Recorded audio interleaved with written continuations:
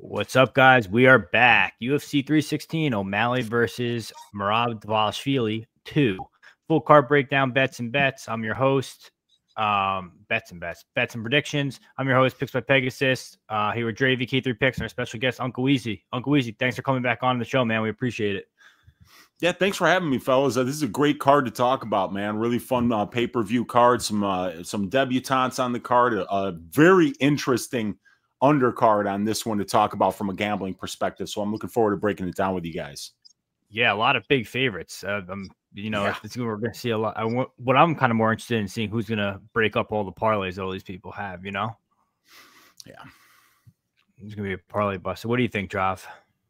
I think it's a really good card, man. I think there's a lot of, I know people kind of shitting on it because, there's a lot of big favorite, but honestly, after looking into the card, all my research is done. So I think there's a lot of money to be made. So I'm excited to talk about it. And obviously that's also a good card as far as fans, the debut of Patchy mix, the Kyla fighting for the belt, potentially fighting Nunes if she wins. So there's a lot of implication. Obviously, O'Malley. What do you guys think? If O'Malley win the main event, do you think he get a trilogy, or do you think he get like a Corey Sandhagen or someone like that? I think they would go the Sandhagen route. It's like one of my dream fights in the UFC right now, honestly. Sandhagen versus O'Malley. I thought they were going to give Sandhagen. Just talking to someone about this today. I can't remember. I think it also depends on the fashion in which Merab loses. If it's like a bad KO or some shit, they're not running back a trilogy. I agree. Yeah, it makes sense. But all right. Obviously we're on at a new time, new date because Key was back on his second vacation now. How was your second vacation, Key? It was great. You see what happens, guys? You tail Key's picks and you get to go on 2 vacations in 2 weeks. Never seen that before. But hey, that's what you get for following him. Let's just jump right into this card here. Our first fight is it's kind of like a pushover from last week. Mederos had an injury. Now all of a sudden he's not injured. So that's interesting, right? Funny how that works. Okay, Mederos versus Mark Choinski. Choinski is 8-0. He's out of Rufus Sports, 5'8", reach not available. Mederos is 10-1, 28, 5'10", 69-inch reach. Odds these two gentlemen, you get Mederos anywhere from -193 to -200. You get Choinski anywhere from +168 to +175-ish. Let's start this way. This is how I'm going to do this each card, each fight. Does anyone think the dog is going to win here? Okay. Yeah, seems like a lot of people this week like this underdog, though. I don't really think he's going to win, honestly. Okay. So, Drob, you'll go first, and then we'll have Uncle Weezy go. Tell me about this fight.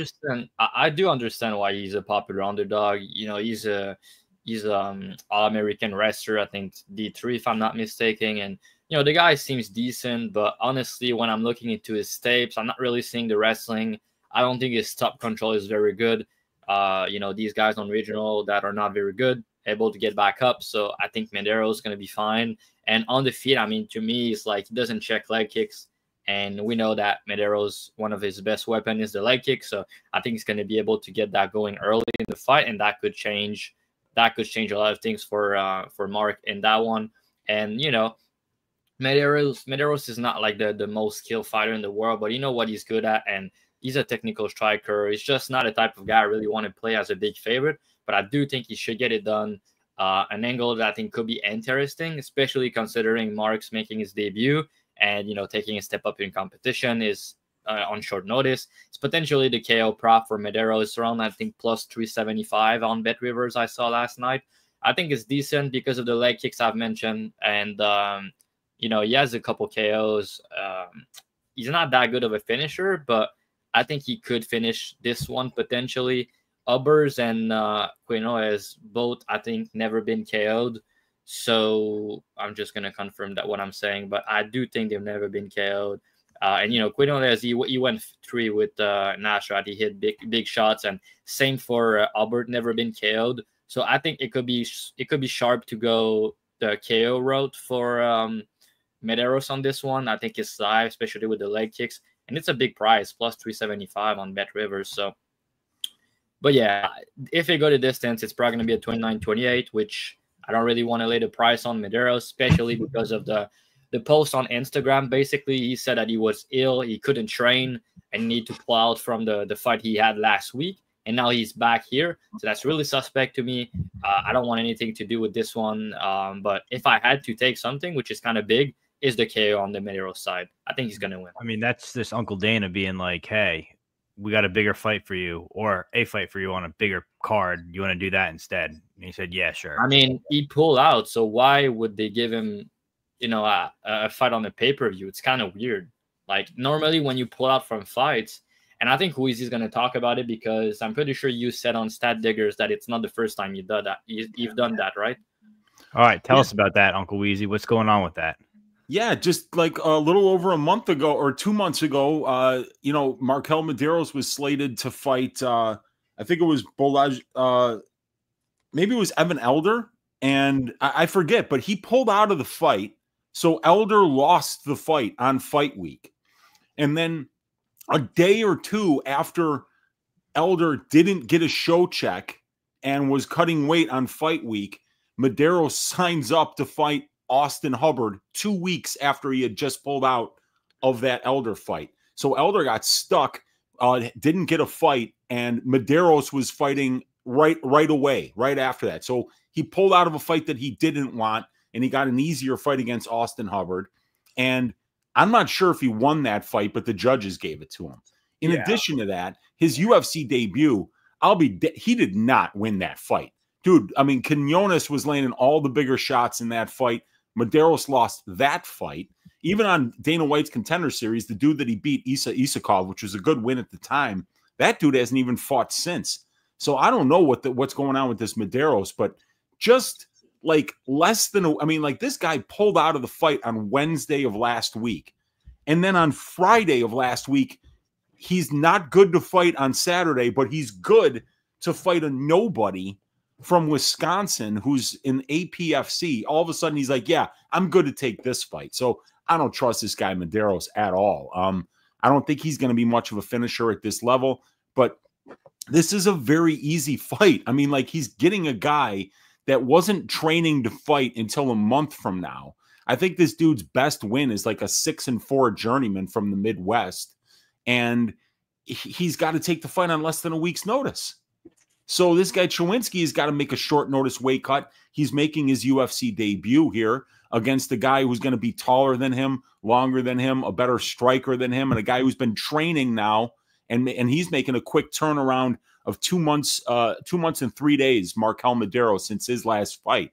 So very strange stuff here on the Mederos side. I don't want to back him at -200. I think Choinski's probably the side, but making your UFC debut on this kind of short notice, not being able to prepare for the opponent, you were planning to cut weight a month from now. Now you got to do it in 7 days. I think there's just too many things up against Choinski in this matchup to back him as an underdog. I'm picking Mederos by decision, but I'm staying away from this one with my money.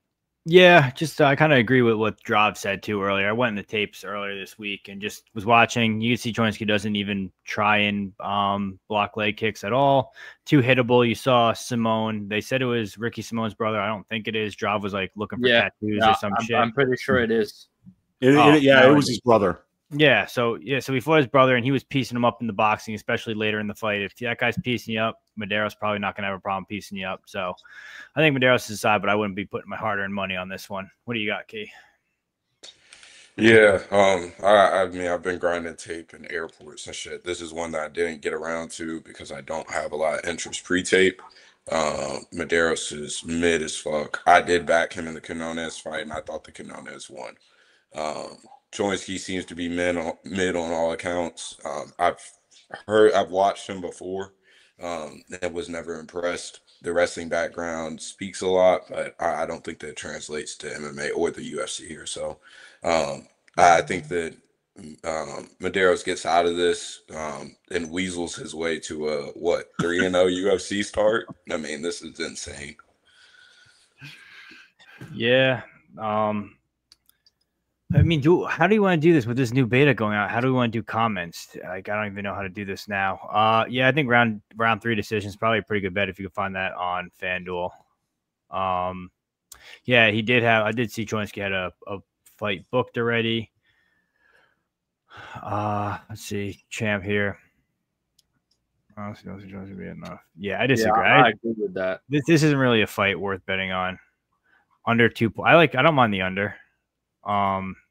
Yeah, the thing is, Mark's not gonna finish, so no. That's why I like Mederos KO more. I think it covers like the under, and it's like more than double the price. But yeah, it probably go the distance more often than not. It's just a fight that I think it's better to pass on and just take notes. He'll probably be able to get a few takedowns. Honestly, we saw what's his name, Hubbard, get a few takedowns on him. And that's honestly what got me to stay away from Mederos against Oki originally. Even though it's striker versus striker, I've seen Oki wrestle, so that was kind of my take there. But then that fight obviously got canceled, and that's why I went in this fight. I'm like, oh, this guy's a wrestler. Can I just bet him at dog odds? And I walked away from that being like, absolutely not. So. All right, next fight, Draw's favorite fighter, Quillian Salkilld versus Ashmouz. Ashmouz 8-1, 30 years old, 5'9", 68-inch reach. Salkilld 8-1 also, 25, 6 feet tall, 75-inch reach. Odds on these gentlemen, Salkilld is anywhere from -5. He's about -550.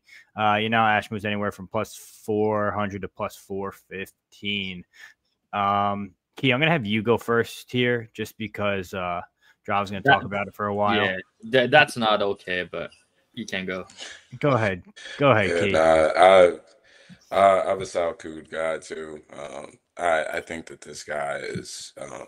I continue to be impressed with him and his process. I think that he's what a true modern day mixed martial artist looks like. He puts things together. It's not like you can say that there's just a glaring hole in his game, like he's one-dimensional in any facet. On the feet, it's a lot of volume. I think that Yanal is absolute shit, honestly. I think he's just hardware and a big right hand, and he's pretty explosive. But outside of that, I mean, if you can make Trevor Peak look like an educated striker for minutes at a time, then, like, God bless you. I mean, Trevor Peak is setting shit up, jabbing, leg kicks, like has him up against the cage and like cutting off the cage. Well, I mean, it's just insane. I don't think that Yanal is good at all. I think that he's just a weird run of fights. I know that he recently, within the past couple of years, is now full-time fighting. So that's great to see on his end. But this is a levels fight. I think that Kelvin is I'm not going to sit here and say that he's a future title contender because I do worry about his durability long term. And I do think that there are holes in his striking defense. But the guy is nasty on bottom. He throws up subs and doesn't just throw subs up to sell out. He can use them to transition and sweep and find himself on top. And I love the way he finds people's backs. I mean, the way that he'll swing people over the top and find their backs. And he's sticky, pause. But he is, like, just grappling wise, is a sticky guy, it seems. And so with me, I think that Kelvin's going to pass this test with flying colors. It seems like the UFC is probably going to continue to throw him some softballs after the Jubilee finish, and they understand that they got a real fighter on their hands. So I think that Kelvin paces him. I think that there's some cool ways to play this fight. Early numbers were crazy, good parlay pieces. -570, I believe, current price. I'm not really rushing to play that for anybody. But I do think that Kelvin just looks great in the spot and it continues to move up the ranks. Drav, how sticky does Salkilld make you, man? What do you think for this one? Really, really sticky. Yeah, I believe it. Tell us why. I mean, I call it, like, we did the show for Dana White Contender Series, and I told you guys when we did it, I told you guys this guy is legit. And I said he would be a top 15 guy one day in the UFC before he even fight on Dana White Contender Series. My opinion has not changed, since then. And the thing that he didn't really mention, he did a good breakdown. To me, it's really the elite cardio that he has. Like, this dude, cardio is insane. Like, he has like that Merab cardio pace and pressure.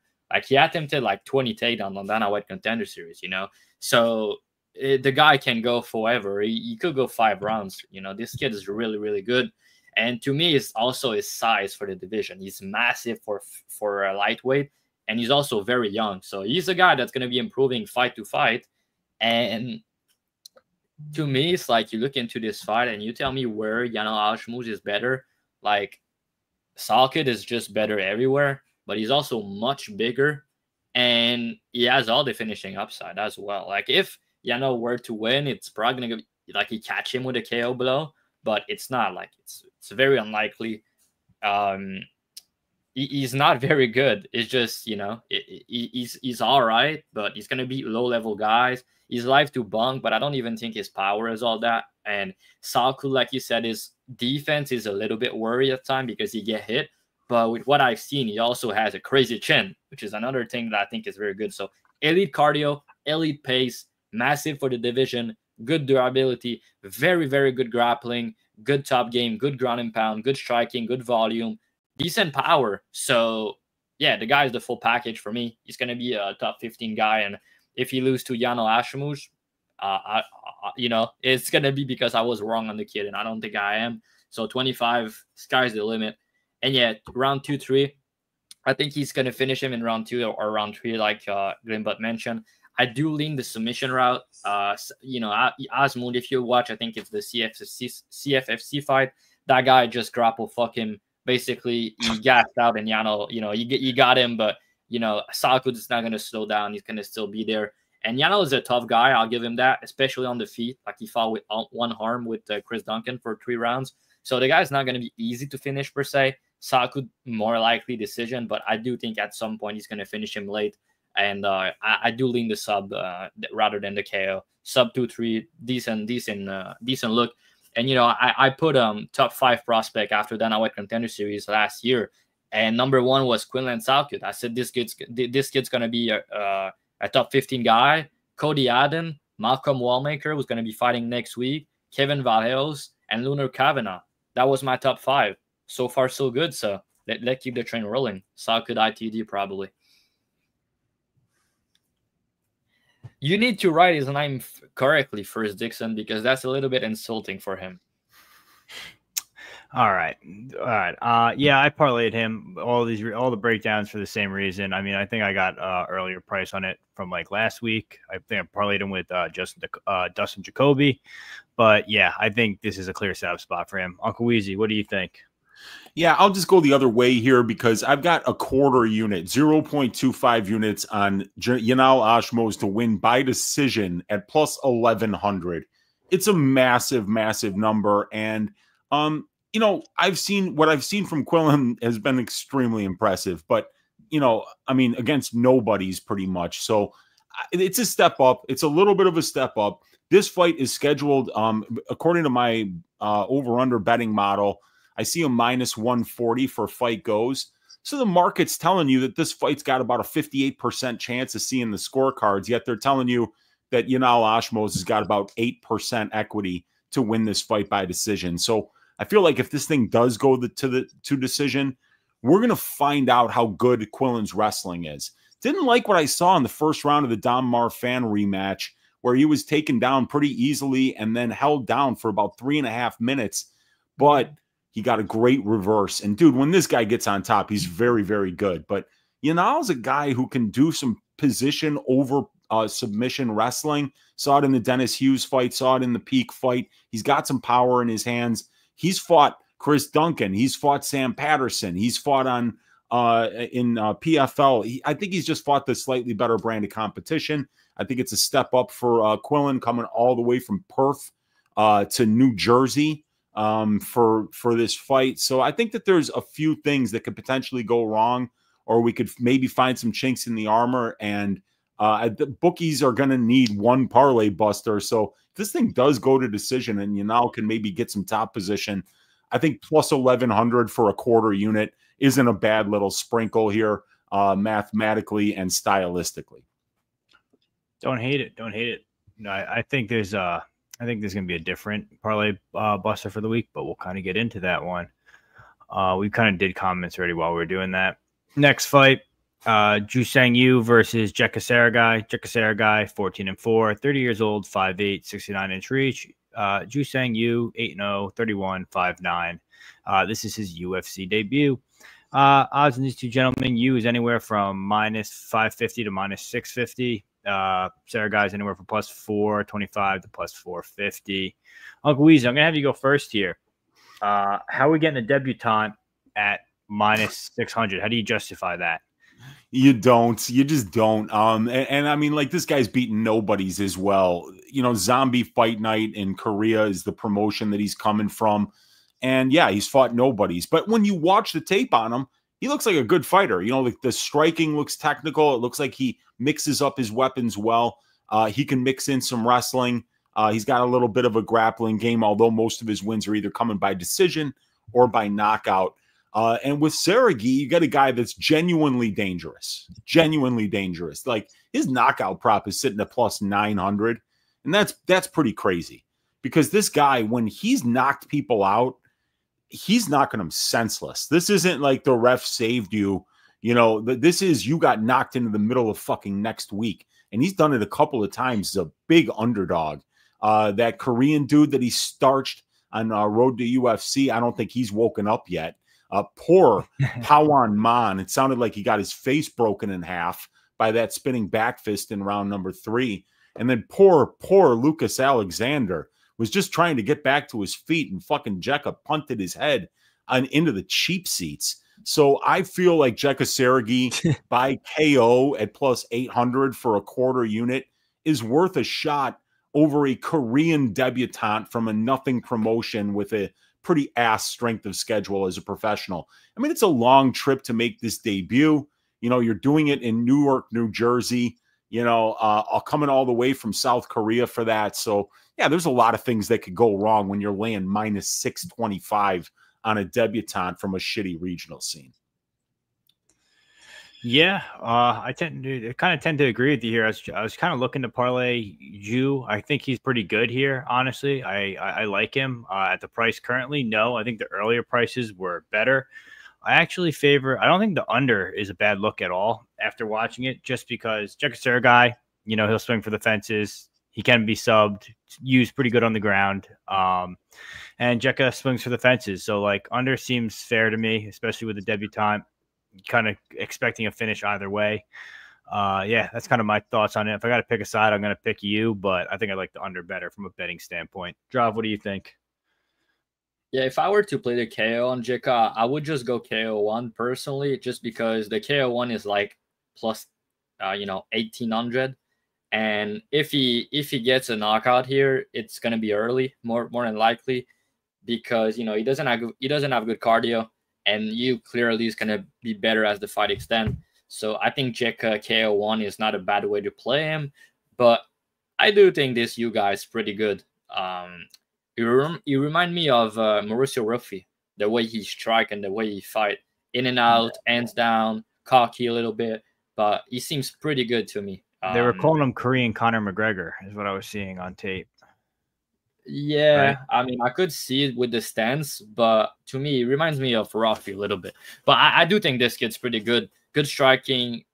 He has also a good ground game. And Jeka can't grapple. I could potentially submit him. I've been training BJJ for 2 months, and I think that if I go grappling against him, I have a decent chance to get a submission. So, and you has shown me some decent ground game. So you could get a submission. You could also knock him out. He has the better cardio. He's a little bit bigger.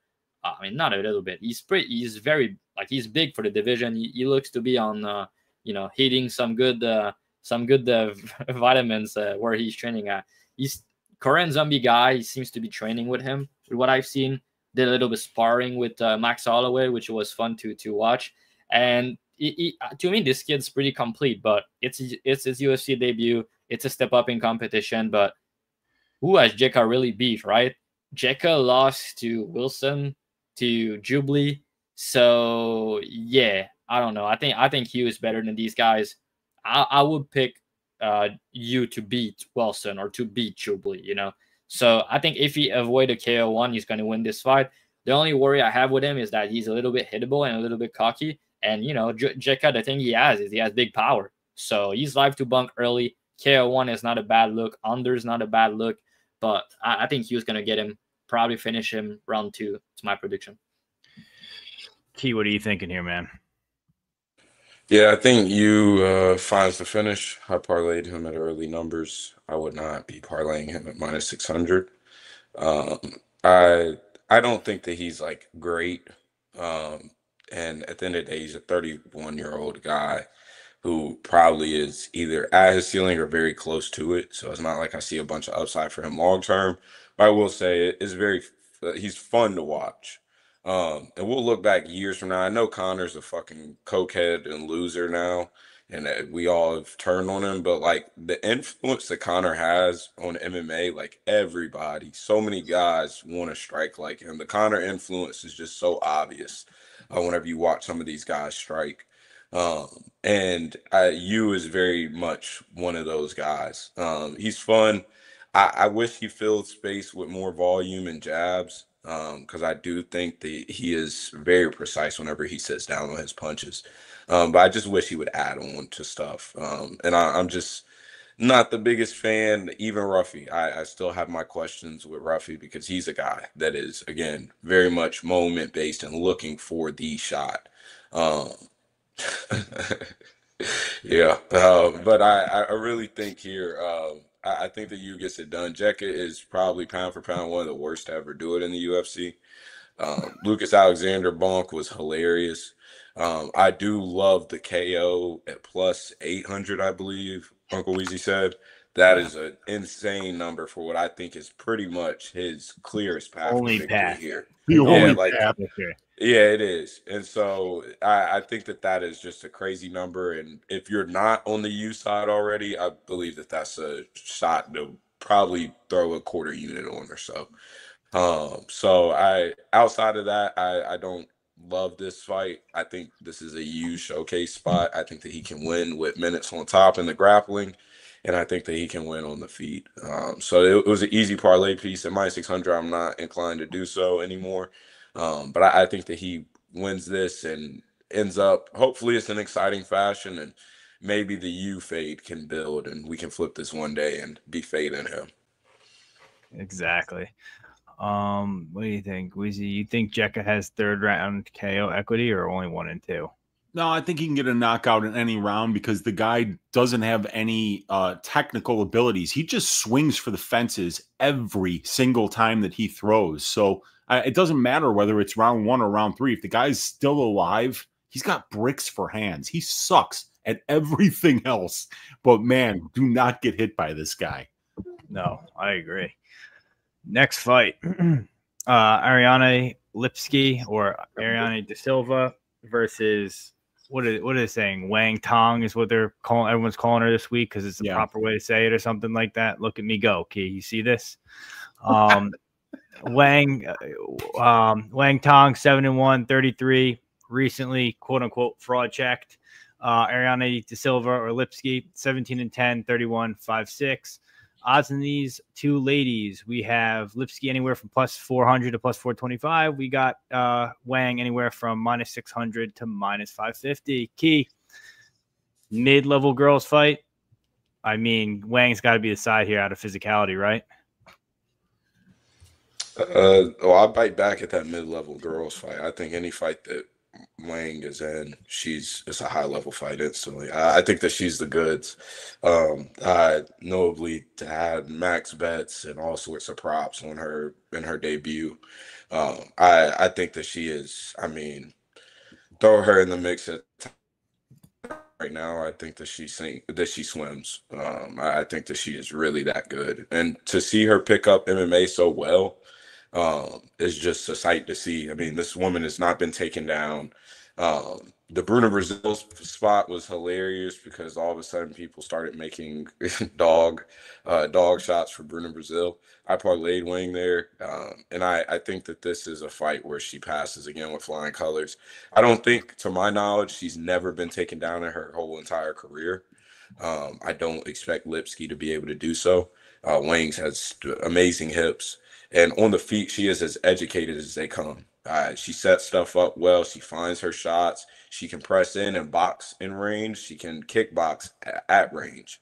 I think that she is just absolutely the goods. I don't believe that she's outside of the Fernandez moment. she's never lost a round in her career, to my knowledge. And I get it. It's not versus the greatest competition in the world, but it shows that she is very much dominant at this level. Lipski is a weird fighter at times. She'll look decent, and she is physically gifted. And so the power does pop. I don't think that she has even close to the pop that Fernandez had. I think that Fernandez is genuinely one of the hardest hitting women on earth. But I don't believe that Lipski is going to be able to touch her like that. And people have to remember that before Fernandez found that shot, I mean, Wang was putting on a masterclass on the feet. I mean, Fernandez was completely lost, and Fernandez is somebody who is a kickboxer, and Fernandez was completely lost at range dealing with Wang. I don't think that Lipski's going to be able to going to be able to touch her, and I don't think that she has any path wrestling her on the mat. And honestly, I think that Wang could have top time upside here. So Wang, prices are nasty. Maybe there's some cool ways to play it. I know that a lot of people are getting kind of bullish on this finish. I'm not super bullish on that. I just think that she has a very clean performance. I do guarantee that. So for me, I don't have a bet on this currently, but I do have a few angles that I'm looking at and hoping to get some good numbers on. Drav, what do you think for this one? I agree with Key on pretty much everything. I do think she's still the goods, and I don't think she got caught against Fernandez. But like he mentioned, she was looking like a massive favorite in that fight, and she got caught with a head kick. It's MMA and shit like that happen, but the girl is really good. And the only thing I'll say about Lipski, and the type of girl I love to back as an underdog. I've bet on her a couple times, but in her last 2 fights, man, since she got married and she switched her name, she doesn't look that like the same girl. I don't know if you guys saw it, but like she's less violent. She doesn't seem as motivated. Like when she got on a win streak, she go out there, she trained with Amanda Nunes, she improved the takedown defense. She go in the cage, she go in the cage and she's violent. Now she's 6-7 in the UFC, and she got KO'd 4 times in her career. So a girl like Wang was really a really good striker with power. Yeah, I think she's probably gonna get her, and I do think she's gonna knock her out. But I could really see a decision too. So we'll see. I wanted to bet this fight. I wanted to parlay her. I was hoping that money will come. Decision is plus 100 on Wang, Drav.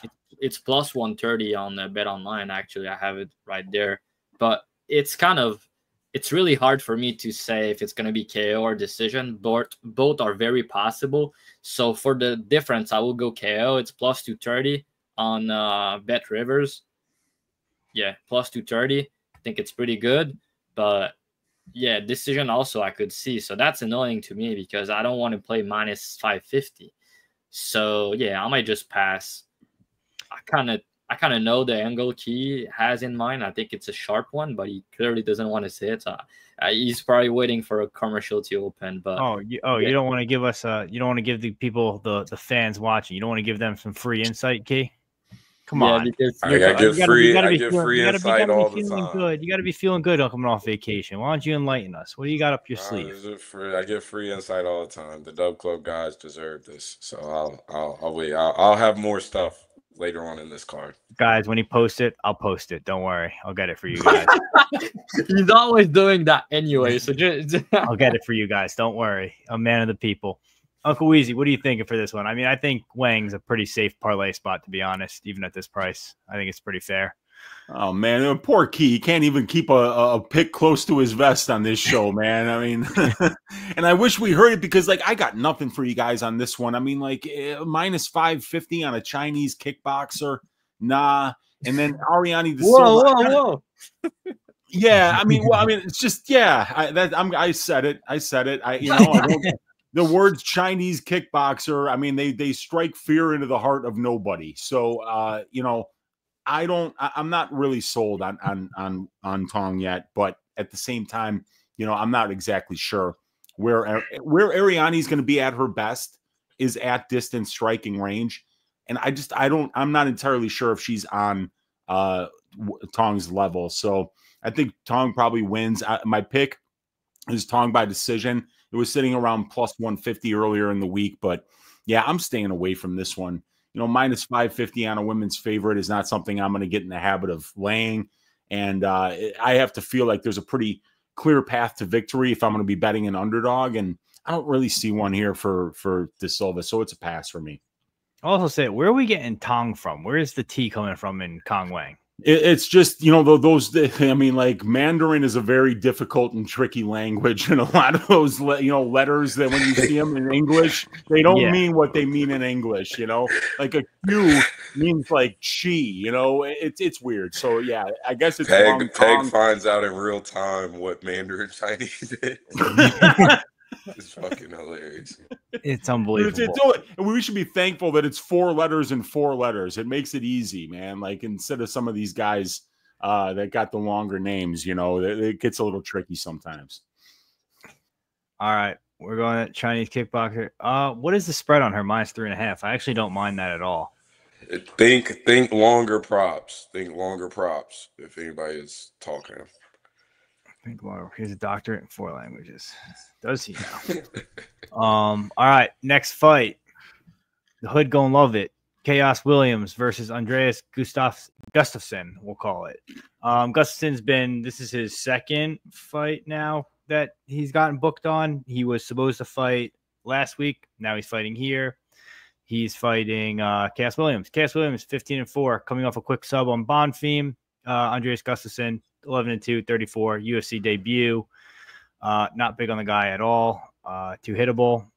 Khaos Williams, -180. Gustafsson, +155. I don't know. Under seems pretty fair for me personally. That's going to be my bet. Khaos Williams by knockout for sure. This guy Gustafsson just likes to walk forward and just soak punches, and you're not going to be able to do that against Khaos Williams. He's kind of looked slower in the striking lately, but I don't know. This seems like a get-right spot for the Hood. What do you think, Uncle Weezy? Yeah, I'm picking Khaos Williams by decision here. You know what I think is a great play is fight goes. You know, I love betting fight goes when you got 2 durable fighters. And like Gustafsson, he might be hittable, but good luck knocking this fucking dude out. Good luck knocking this guy out. Have fun. Have fun trying. You're just going to get tired. This guy is the Swedish Homer Simpson, but he's got a much better physique. And then with Khaos, he's a one-punch guy, but he's not the best minute winner. You know, he's done a decent job at this level, winning some minutes at distance striking range. But let's face it, the guy's got no offensive wrestling. His takedown defense is solid, but if you get him to the ground, you can easily kind of dominate him there. So it feels to me like, you know, this fight's going to probably wind up in the clinch. And when I did my research in terms of how Khaos has looked in the clinch, at the UFC level, he's below average there, according to the metrics that I track. And Andreas Gustafsson is somebody that's going to push you up against that cage, and he's going to use his physicality, and he's going to frustrate you there. He can wear on you there. He can land knees and elbows, and it's a place where I haven't seen Khaos do his best work. So whenever I think of fights that are going to be clinching for long periods of time, I think overs. And fight goes to decision here. +195. I know both of these guys have a ton of power, and I know both of these guys do their best work when they're finishing. But, you know, finishing at this level is difficult, especially when your opponents are durable. And I think this one is going to go. So I like Gustafsson by decision at +600. I like Khaos Williams by decision at +375. But because I like both of those, I also like fight goes at +195. All right, interesting angle. I feel like everyone's been saying knockouts across the board, right? And finishes. I like that. When everyone goes right, go left. Draw's not here. Key, what are you thinking for this? Yeah, this is like a battle of hardware. Both guys are durable and ugly fighters, honestly, just to put it. Khaos is just, like Weezy said, a minute winning at range. It still feels like he doesn't really have much of a clue. But man, once he gets in that pocket, he gets to swing it. I mean, it really is chaos.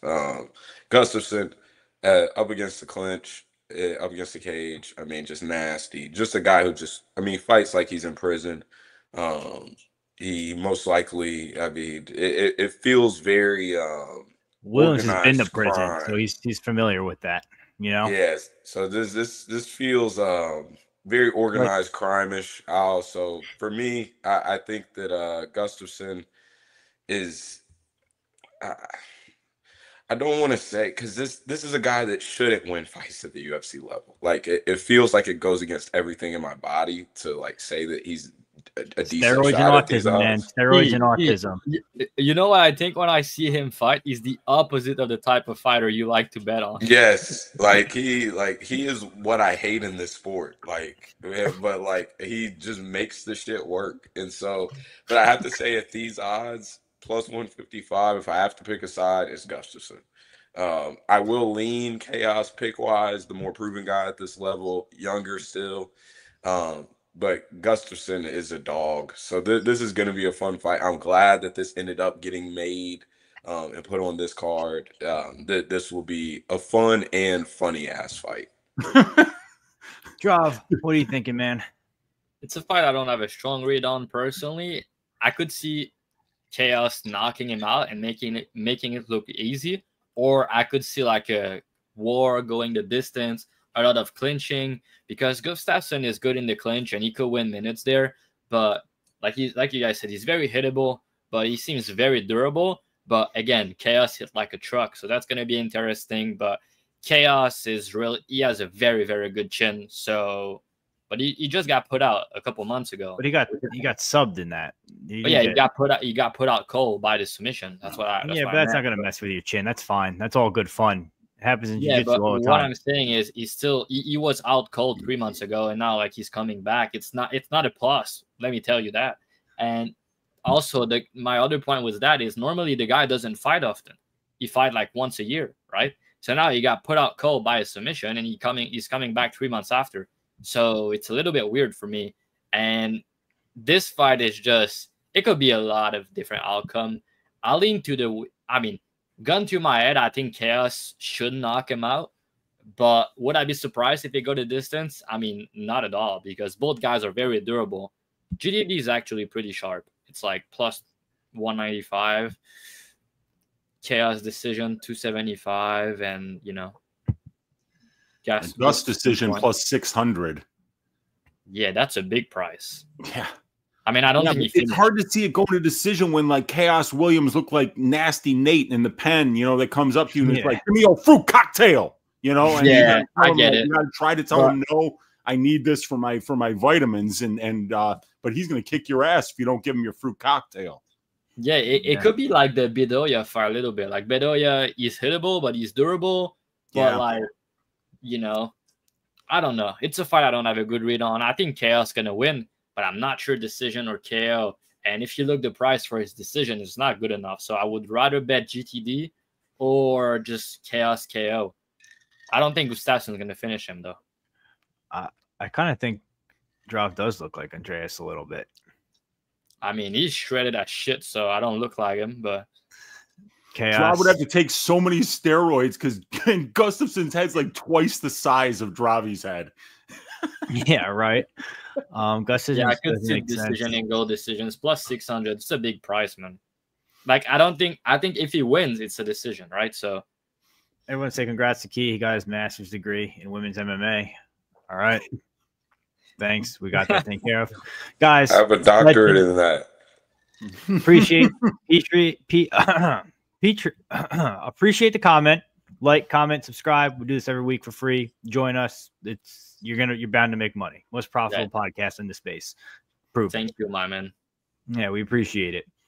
All right. Next fight here. This is gonna be a good one. Sergey Spivak versus Waldo Cortez Acosta. Salsa Boy. Salsa Boy is 13-1, 33, 6'4", 78-inch reach. Spivak 17-5, 30, 6'3", 78-inch reach. Odds on these two gentlemen, probably it's the closest line fight on the card. Spivak's anywhere around minus 135. Acosta's anywhere like plus 115, plus 120. I'm gonna go first. I'm on Sergey Spivak here. Everyone's back and forth on, some people are on Acosta, some people are on Spivak. I'm on Spivak just because I think he's fought the better level of competition. He has the true grappling upside. He's got submission upside. Very good hammer, horrible nail. Like, gets hurt, will quit. Definitely a possibility. At minus 135, I'm always going to take the better grappler with better experience. Hopefully shows up on a good camp. We've seen him, not show up at all sometimes, but I don't know. I think this is a buy low spot on Spivak. Happy to take it here. I think he gets Waldo Acosta down, probably finds a sub. Drav, what are you thinking? Yeah, I lean the other side on that one. I could see the angle for both sides, honestly. I don't like – you can make a case on Spivak, and I'm not going to disagree on it. Spivak's a new dad, too. I didn't know that. Yeah, but I don't think that's going to give him aura. Look at his face. He has the opposite of aura. Why is that? I mean, ask Weezy. Him and Brady joke about this dude because they said like he's a vampire. Look at him. He's scary. Yeah. Moldova is Transylvania, and I mean, like, dude, if you bring up the Tapology picture on his page, I mean, Surya is actually leaning into the whole vampire angle. He looks like a vampire. He does his best work when he gets you down and he drains your blood. And yeah, he's fucking from Transylvania. So that's just like, just a not too subtle nod to vampire culture. I think the guy's a fucking vampire, and he only fights at night. And I don't think that's a coincidence. Yeah. So, I mean, to me, the way I see it is like the biggest difference in this one for me is the heart and the cardio. One of these guys in Waldo is a fucking dog. Like you can break this guy's leg and he's gonna be there in round 3 trying to knock you out if he needs to. And he can be down 2-0, getting grapple, and then in round 3, if he needs a KO, he's gonna go for it, and he can get it. He's shown it in the past. And yeah, and the opposite could be said for Spivak. He's a guy that, good hammer, terrible nail. If the things are not going his way, he's gonna find the door. He's not. When is the last time you put out a good 15 minutes performance? You need to go back to like the Holland fight, and it was not a good 15 minute performance. It was a fucking disaster. So, he almost got finished twice in that fight at the end of the first, and like I don't know if it was the second or the third, but I was like, oh man, he almost got finished twice in that fight. Yeah, this dude is weird because I do think he's skilled. Like his judo and his ground game is actually pretty good, but the problem is that he can't do it for 15 minutes. And like I said, he doesn't have heart. Like if you start to hit him to the body and you start to, hit him hard, he's going to find the door. That's just the way he is. And he's going to slow down at the end of round 2 and in round 3. And Waldo, the way I see it is he can fight for 15 minutes. He has really good cardio for a heavyweight. He's the much better striker here, the more durable fighter, like I've mentioned. And he's the guy with that, like I said, better cardio. He can still win fight when he has to fight adversity. So I could see this fight where Spivak come out here, like have a ton of success grappling in round 1, but I don't think it's going to be easy to finish Waldo. And if he doesn't finish Waldo, then what? If Waldo start to defend takedowns and then he start to piece him up with the jab, I don't think Spivak's going to like it. But then what happens if Waldo stuff him in round 1 and Spivak can't get his game going at all? He's going to look like a massive favorite. He's just going to outclass him. So I do think that even if Spivak get like his win condition, which is like dominating the grappling in round 1, I think that he can still lose the fight. But if he can get his game going, he's going to lose like 100%. So, and Waldo can't, like, if he doesn't get his game going early, he can still win the fight as the fight extend over 15 minutes. He can still land a KO at any moment. But yeah, Spivak's going to have success probably in round 1. But Waldo, like I said, he's not easy to finish. Decent takedown defense, but I do think Spivak's going to be able to get him down when he's fresh. But the thing with Waldo is he has good get-up game, and he's not going to quit on himself. And when Spivak slow down and, trying to find the door, Waldo's going to be there, jab his face, and he has decent volume for a heavyweight. So, yeah, I think he's probably going to finish him in round 2 or round 3, but I could also see him winning a decision. So, basically, I favor him over a 15 minutes fight, even though he could get grappled a little bit. I just don't think he's going to get grappled for 10 or 15 minutes. And I think that he can win by KO in any round. The other side is like, I think Spivak could potentially finish him in round 1. But if he doesn't, I don't think he's going to look like the favorite. And, I like the guy that has that dog in him at dog odds. So, yeah, give me Waldo here. I think he's going to knock him out, but it could also be a decision. Uncle Weezy, what are you thinking? Dude, how about 1 unit on Waldo Cortez Acosta by decision? At plus 600, my friends. Plus 600 for a guy who hasn't won a lot by finish at this level. This is a guy who kind of stays behind a jab and is a good minute winner in the boxing, right? I don't know if he's going to finish Sergey Spivak if he wins, but Dravi's breakdown was brilliant for this fight, because one of the things that I do when I break down these fights is I try to go through everything, right? I look at the trends. I look at the betting line history. I look at the strength of schedule. I look at the distance striking. I look at the control time striking. I look at the grappling, conditioning, layoffs. All these things matter. And I look where the differentials are, you know? And the differentials in this fight are obviously Sergey Spivak, a much better grappler. Dude, Sergey Spivak's ground game is phenomenal. If this guy gets on top of you, he is not laying prey. He's looking to finish you. You'll either get back up or he will finish you. Excellent ground and pound. Great submission game. And his judo and his Greco-Roman wrestling are both elite for the heavyweight division. I'd say that he probably has the best judo in the heavyweight division. If Sergey clinches up with you, you're going for a ride. Plain and simple. It's just how it goes. But the biggest differential in this fight is dog. Having that dog in you. Dude, you watch that Marcos Rogerio de Lima fight. Show me one guy in this division that takes that many leg kicks from Marcos Rogerio de Lima and it keeps going. Not only did he keep going, he never once took a bad step on the foot that was getting kicked. He never once switched stances. He got up every time that fat fuck got on top of him. That 280-pound blob who used to fight at 205 and would miss weight every time at 205. When Marcos Rogerio de Lima got that gigantic ass that has its own orbit on top of him, what happened? He got right back up. It's crazy, but he got back up on one leg every time. This guy, Waldo, is probably going to get carried out in a coffin before he gets finished in this league. So with Spivak being somebody who's so finish dependent, I don't like this matchup for him because I don't think that he's going to be able to hold Waldo down when he does take him down. I think Waldo is going to get back up. And just like Dravi said, what happens midway through round 2 if Sergey gets 3 or 4 takedowns, but Waldo gets up every time? I think it's going to be problems. And I think Waldo is going to be doing a lot more damage on the feet here. And I think that he's probably going to win this fight by decision, but I could also see a late finish as well. So I'm on the Waldo side here. I love that decision prop at plus 600. I like the money line at plus money. And I think that if you like the grappling upside on the Spivak side, I think the money line at minus 130 is probably his best way to play it, because this dude could finish with a submission. He could finish with ground and pound, and he could just get takedowns and control time and win a decision as well. So I wouldn't get cute if I was on the Spivak side. I would just lay the juice on the money line. But on Waldo, I think that there's a couple of different ways that you can go. And I think this is one of the most interesting fights on the entire card.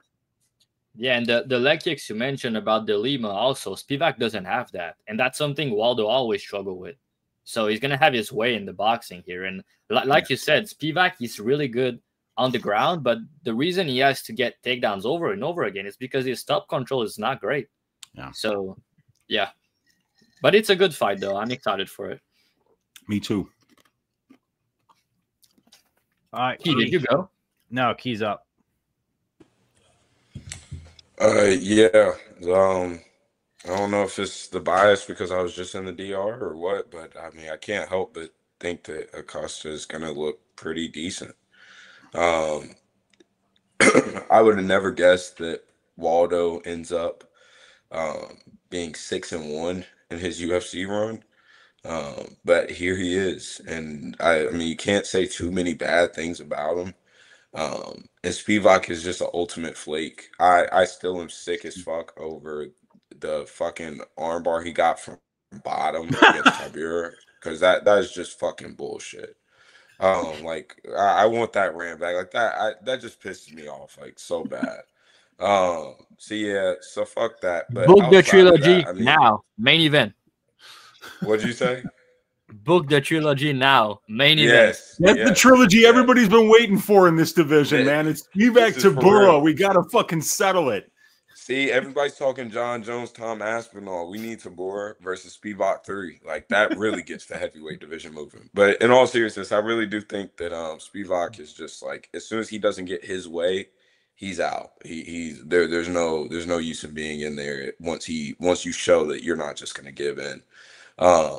Post-traumatic Spivak disorder. Yeah, I got it. I definitely got it.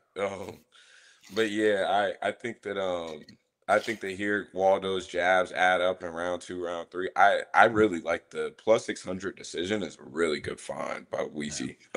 That is because Waldo is a guy that will jab, and then he gets a little bit unfocused in the cage and will start showboating and dancing and shit. So there could be a situation where Waldo burns a little extra time and moments where he probably could put his foot on the gas. So I think that Waldo round 2, round 3 wins that at a pretty high clip.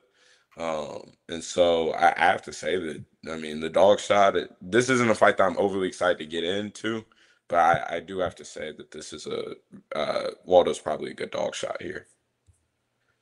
Pepe also likes Waldo. Glenbot also said 6-1 Waldo. I agree with Champs here. I don't think Waldo's takedown defense is going to hold up. I think he gets subbed. Spivak by KO. I mean, I think I'll lean some more than that, but it is what it is. It's good to be on an island. Listen, we went head-to-head. I can't remember what pick we went head-to-head on last time, but I think I lost it, so I'm due. Should win there. I just want to say the new dad angle on Spivak's got to be the worst fucking angle I've ever heard. This dude is 1,000 years old. He has something like 700 kids, you know, that have been like 680 of them are dead, you know, so he's not a new dad. I mean, if you had your 700th kid, would you be fucking excited? Let me tell you something. My grandfather, Constantine, born in Greece, was the last of 23 children.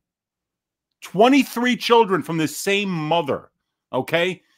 His entire childhood was like a Home Alone movie. Once you've had 23 kids, you forget about the last fucking kid. He basically had to raise himself. So yeah, I'm a new fucking dad. Yeah, congratulations on your 700th kid, Sergey. You're a fucking vampire. Ridiculous. Come on, Dix Insider, fucking get your shit together. Next fight, Brenson Ribiero versus Azamat Murzakanov, 14-0 versus 17-7, 36, 5'10", 71-inch reach, 6'3", 81-inch reach. Murzakanov, he is minus 600, Ribiero plus 425. Let's start. I'll ask this question. Does anybody think Ribiero is going to win this fight? No. All right. I think he could be really good. Like, I think Ribiero's got some really good hardware. He's huge. He's tall. He's long. He's got power. He's got a decent submission game. He's just not very durable. He's been finished a lot. But he's going to have a 10-inch reach advantage. He's going to be younger. He's going to be longer, taller. You know, like, if he could put it all together, this dude could be a really good prospect. But I think Azamat's going to destroy him.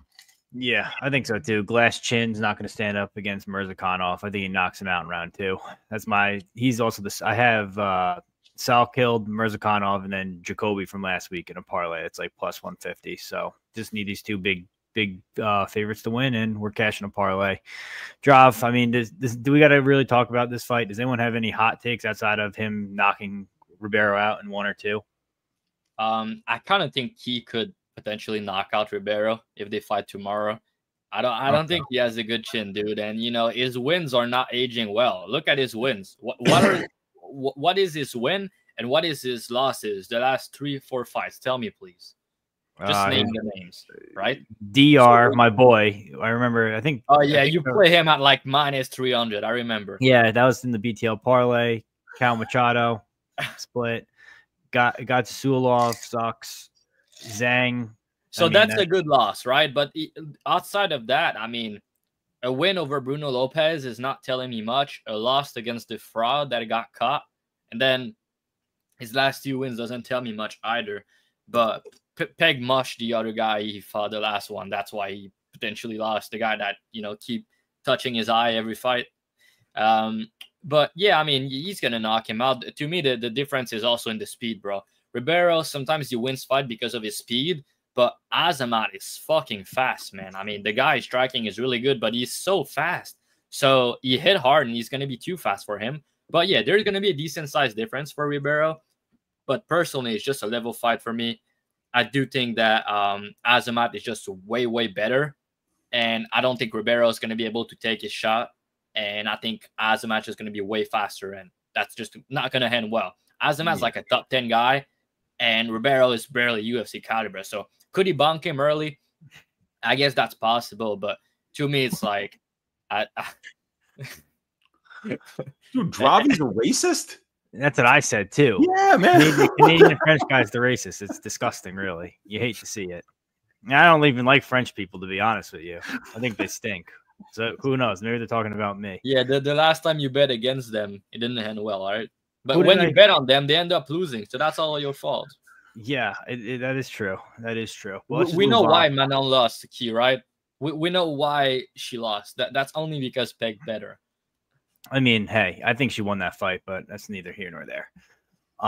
Let's move on. Next fight here. Did he just froze?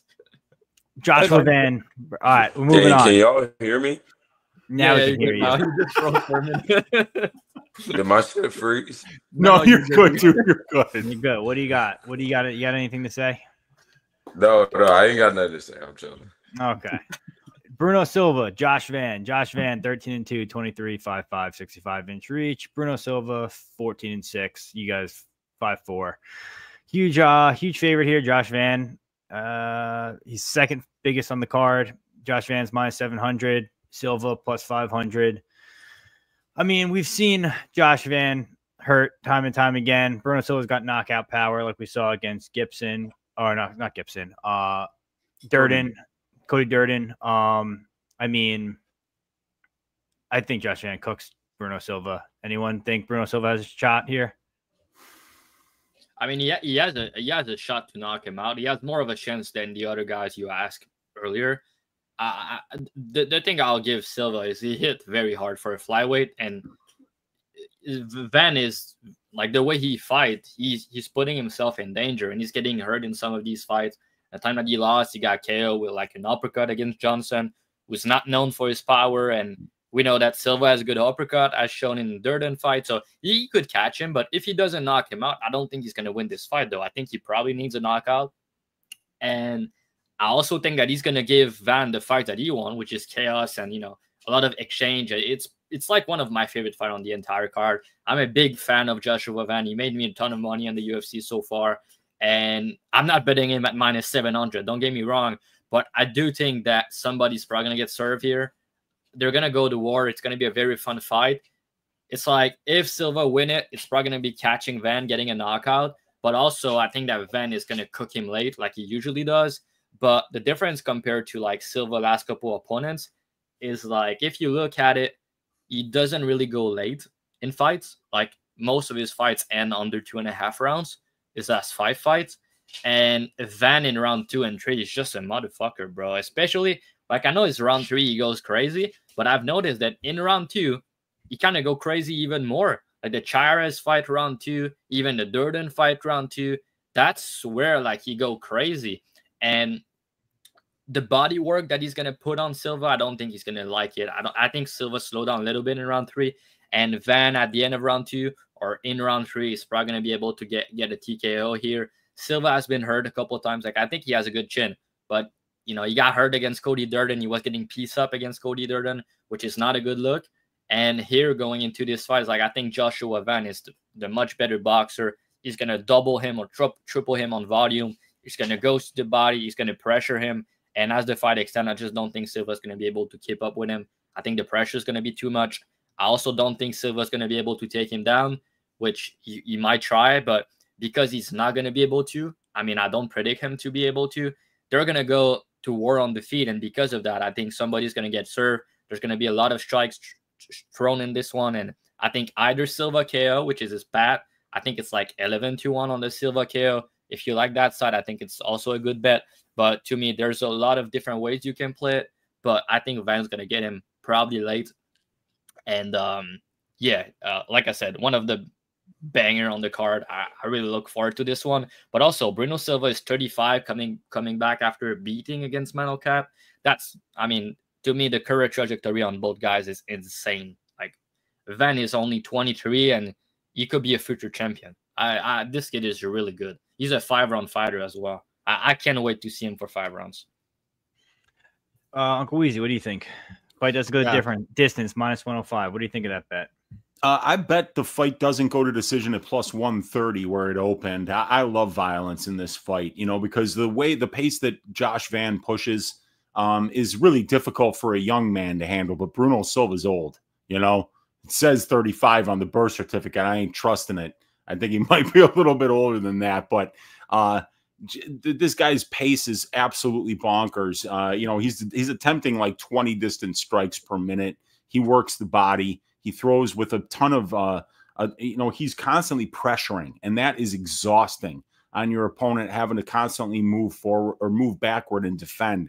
And Bruno Silva is very precise. Like if he hits you clean, you're probably going down, and if he gets you down, he's probably submitting you. So I feel like Bruno Silva inside the distance, which I think is all of his win equity. He's not going to win minutes against Josh Van. Bruno Silva inside the distance is +800, and Van by KO at +185. Fight doesn't go to decision at around even money. I think they're all good plays this week for this fight. Yeah, somebody's definitely getting served here, and I think it's going to be Bruno Silva, but if it isn't, I'm going to cash if it's Josh Van, because he's been finished in both of his professional losses, and Bruno Silva has finished all 4 of his UFC wins. So, you know, I don't think that it's all the finishing equities on the Van side. I think that Silva actually has quite a bit of finish equity in his own right, so that's why I went with the fight doesn't go. All right. Key, how about you? Yeah, I mean, this is a typical Josh Van playbook. Talk about PTSD. I had Josh Van round 2, round 3 KO versus Shirez. Drav knew I was going to bring this up. It still haunts me. But Van, I think, is just, he gets rolling and he's all downhill round 2, round 3. I think that this is, from a money line perspective, due to the way that Josh fights, I'm never going to be playing him at -700 or anything like that. But I do think that there are probably some prop options to get creative here. I think that Van, as Drav said, I can't wait to see him in a 5-rounder, because I mean, this guy is built for that for sure. Yeah, I agree. Fight doesn't go difference -105. I don't mind that. You probably could find it plus odds somewhere on one of the commercial books. Under 2.5 +130 is not bad either. But I think Josh Van probably cooks him. Round 2, round 3 props probably aren't bad either. That's kind of my look on it. Yeah, it's minus money on every book. Do you still like it? Yeah, I mean, at that point, why not just play the under 2.5 at plus odds? You know, what you lose in 2 minutes. Odds are, if it's done by then, it's probably done. Yeah. Okay. Now we're going to the main card. Guys, like, comment, subscribe. We do it for free every week. We give you guys good plays. We're probably going to be all profitable this card. Yeah. First fight of the night on the main card. Vicente Luque is back against Kelvin Holland. 27-13-0. He's 32. 6'3", 81-inch reach. Luque is 23-10, 33, 5'11", 76-inch reach. Odds on these two gentlemen, you can get Holland anywhere from -220 to -280. Luque anywhere from +240 to +220. Uncle Weezy, I'm gonna have you go first. Do you think it's we're getting Kelvin Holland at, you know, -280 in his past few fights, right? We look at it. He's been plus odds, -150. Last time he was -200 or better, it was against Lord Mikhail Oljechuk. Before that, nowhere close to -200 other than Ponzinibbio. Do you think this is wide?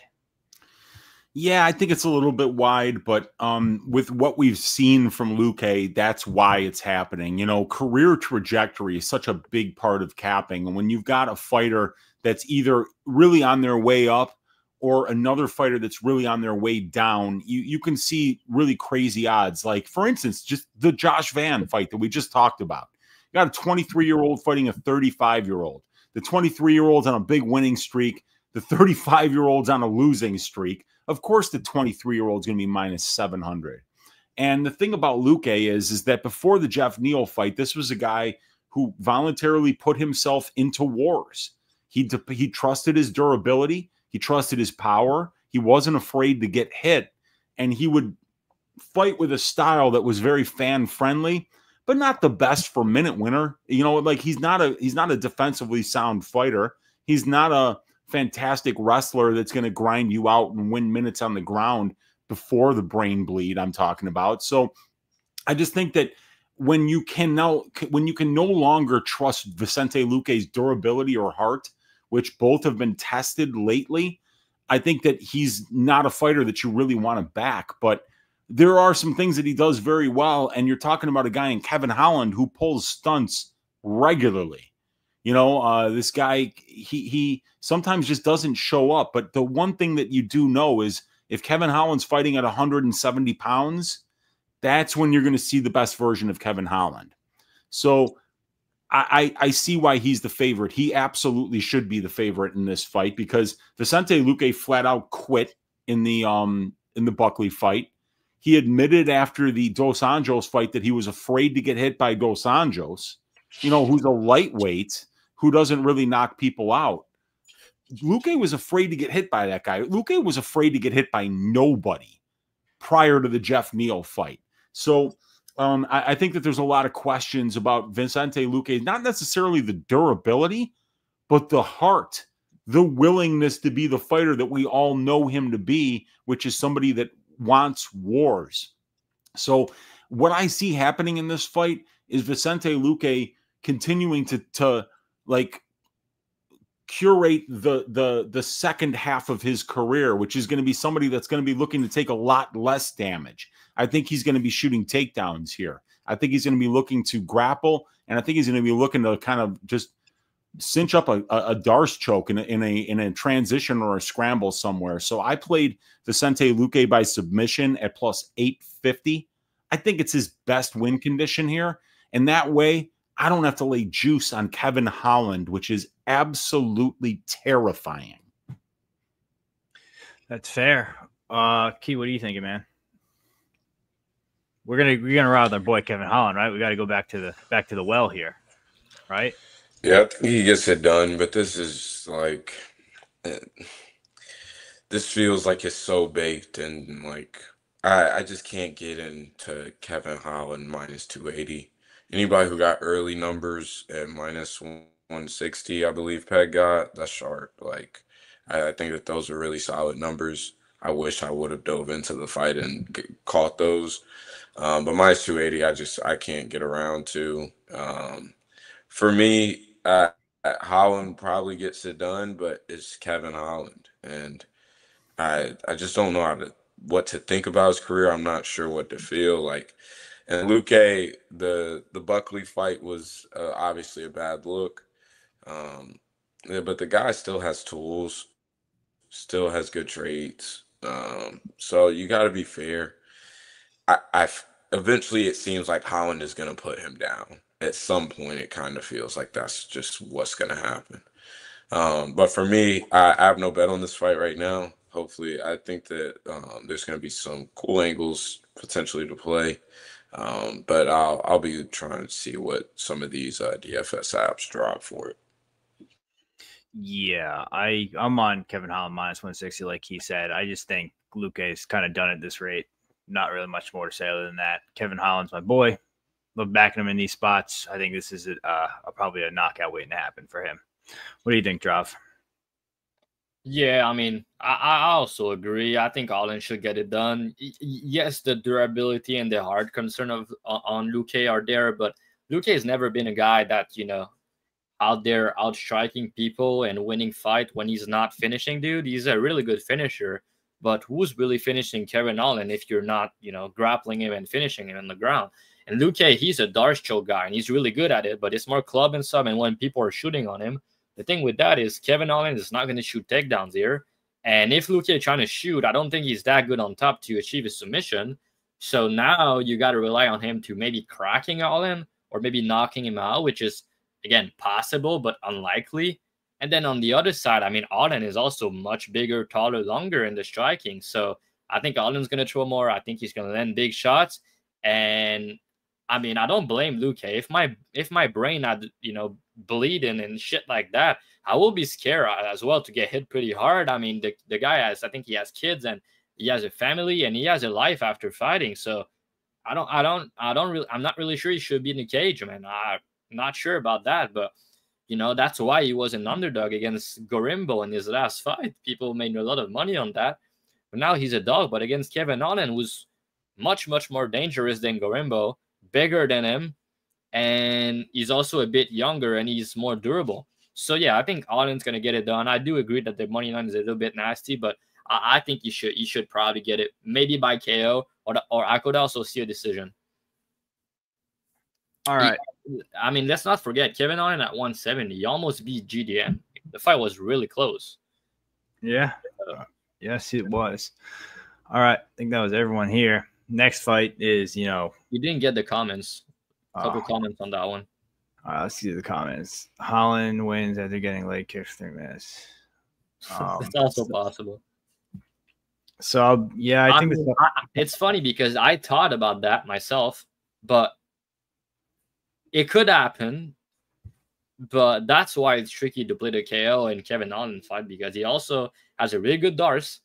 So, I mean, durability for sure. And, you know, I mean, Kevin Holland, his fight IQ is not the best, obviously, but I don't think Luque fight IQ is the best either, honestly. He's never really been a good minute winner and winning fights if he's not finishing. So, I don't think that changed when you get older. Maybe it does because he's going to probably try to grapple more. But, yeah, I don't think Kevin Holland is the easy guy to grapple at 170, especially against a striker. No, I agree. I think this is a safe spot for Kevin Holland. Should make it look free. Let's see here. Next fight, we got Twitter's fight of the week. Patchy Mix can save the world here. He knows what he has to do versus Mario Bautista. Not going to have to go through that. Mix is anywhere from -180 to -190. Bautista anywhere from +155 to +163. Drive, we're going to have you go first. Who are you going to be on for this fight? You know who I'm going to be on. I think it's a Super Mario season. Why is that? Because a lot of people, including you, are overhyping Patchy Mix. Don't get me wrong, he's pretty good, but outside of, you know, good submission and being big, how really good is he at this level? Like, if he's not finishing guys, how good he really is. I think he's pretty good at what he does, but when you look into his resume and the people he fought, there's a lot of that's interesting. Maybe Luque, I mean, he should retire, I think. Like, if he loses this fight, I think that's a good idea, especially if he gets finished. But, yeah, if you look into Patchy Mix, like, he fought good people, don't get me wrong, but a lot of them are smaller guy, and some of them are flyweight or former flyweight, and Patchy is massive for bantamweight. So that's the first thing I want to talk about.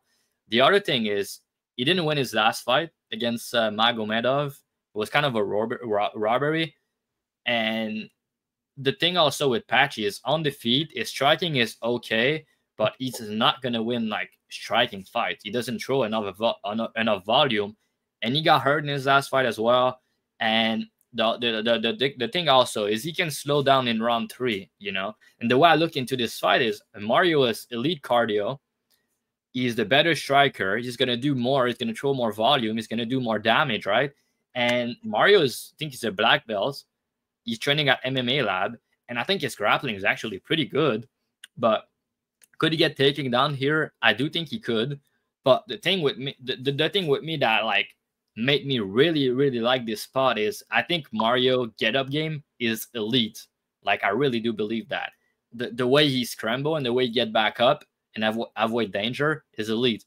He fought a guy similar in a way that Patchy Mix and Damon Black. Sure, he did fine. It was close, but still, he did fine. The thing here, the danger is especially the guillotine he needs to be careful about, because that's Patchy's best move.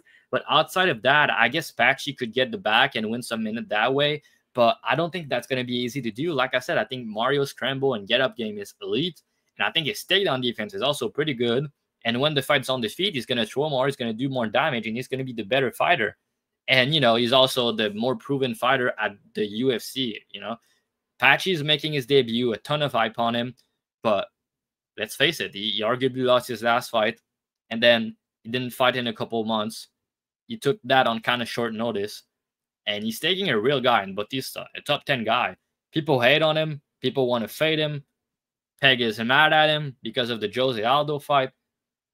Yeah, I have a hot take. The first 10 minutes of Jose Aldo fight was not boring. It was a good fight. The third round was boring as shit. Once Mario started crotch sniffing, it got real boring. Yeah, but is that good fight IQ or is that boring? Tell me. To me, boring. If you look in that fight, he got something. He got hurt in the eye. He got like kind of, you know, he got cut, and then he had blood in his eyes in round 2. And after that, it changed the trajectory of the fight. And what the guy does, he's like, all right, let me clinch this dude. Let me try to win some minute and win that fight. I just think that's smart. I think that's good fight IQ. Show me he can win when he has to fight adversity. But yeah, looking into this one, I just don't get how you can get Patchy minus 180 range. I really think it should be closer to pick him. But I actually kind of favor Bautista. Like I said, mix is very good, but also he's overrated. And you know, people hate on Bautista right now. They want to bet against him so bad. But like I said, better striker, better cardio, and his wrestling in BJJ is really good. So, and if Patchy wrestling is not that good, by the way, it's decent, right? The thing he excels is the grappling. But what happens if he can get him down? He's definitely going to lose. And then if you take him down and Mario get back up, which I think he will, he's going to need to find a sub and probably a guillotine. But Mario's going to know that. So, yeah, I favor Mario here. I think he's going to win round 3 at a decent clip. I don't think he finished Patchy. He could TKO him late, but I think more often than not, he wins a decision here. I think he's the clear side. Yeah, so I'll just counter that. I played Patchy at minus 123, which I thought was fair for that line. 180, probably not. But I also like Patchy mix by sub. I think that's the majority of his equity is in. Mario Bautista leaves his neck out there. Should be a pretty good fight, I think. Two good guys here. I think it's very interesting that you don't think that Mario Bautista is going to try and wrestle in this fight is all. I mean, I don't think it would be smart to. I think he's the much better striker here. Patchy's probably better on the ground. I'd say probably about 60% of my capping here is wanting to see Bautista fail. And I want to see him lifeless on the canvas. That's kind of my angle on that. So, yeah. That sounds smart at chalk. No, minus 123. I wouldn't call that too much chalk. But I don't mind the sub angle, like I said. What was it, plus 350 on one of the books I think I saw earlier? I'm going to tell you. Did you bet the sub? I was trying to, but Bet Rivers took it down when they gave out plus 390. It's plus 295 now. Okay, so I don't mind that if you're going to bet Patchy mix at this point. I wouldn't play the minus 190 for sure, but I think if it go to distance, do you think he wins? No. It'd probably have to be a close decision if anything. All right. But that's why I played minus 123, which is basically, he said, it should be line to pick 'em. Pretty much close to a pick 'em there. What do you think, Uncle Weezy? Yeah, I've got 1 unit on Bautista by decision at plus 275. I think that's a crazy line. You know, I don't think he's going to finish Patchy Mix. Patchy Mix is somebody that can cling on to you and hold on to you and find safety in grappling positions.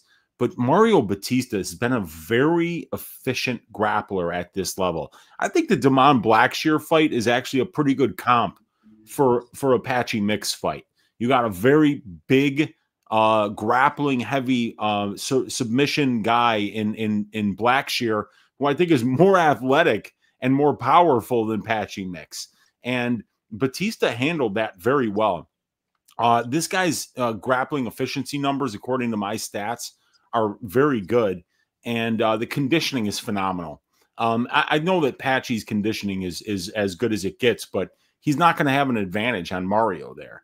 And then you're talking about Mario having 11 fights at the UFC level while Patchy is making his UFC debut. I think that that's also going to show out as well. In addition, Patchy fighting much smaller opponents while Mario has been in there against some guys like Ricky Simon with really high-level wrestling.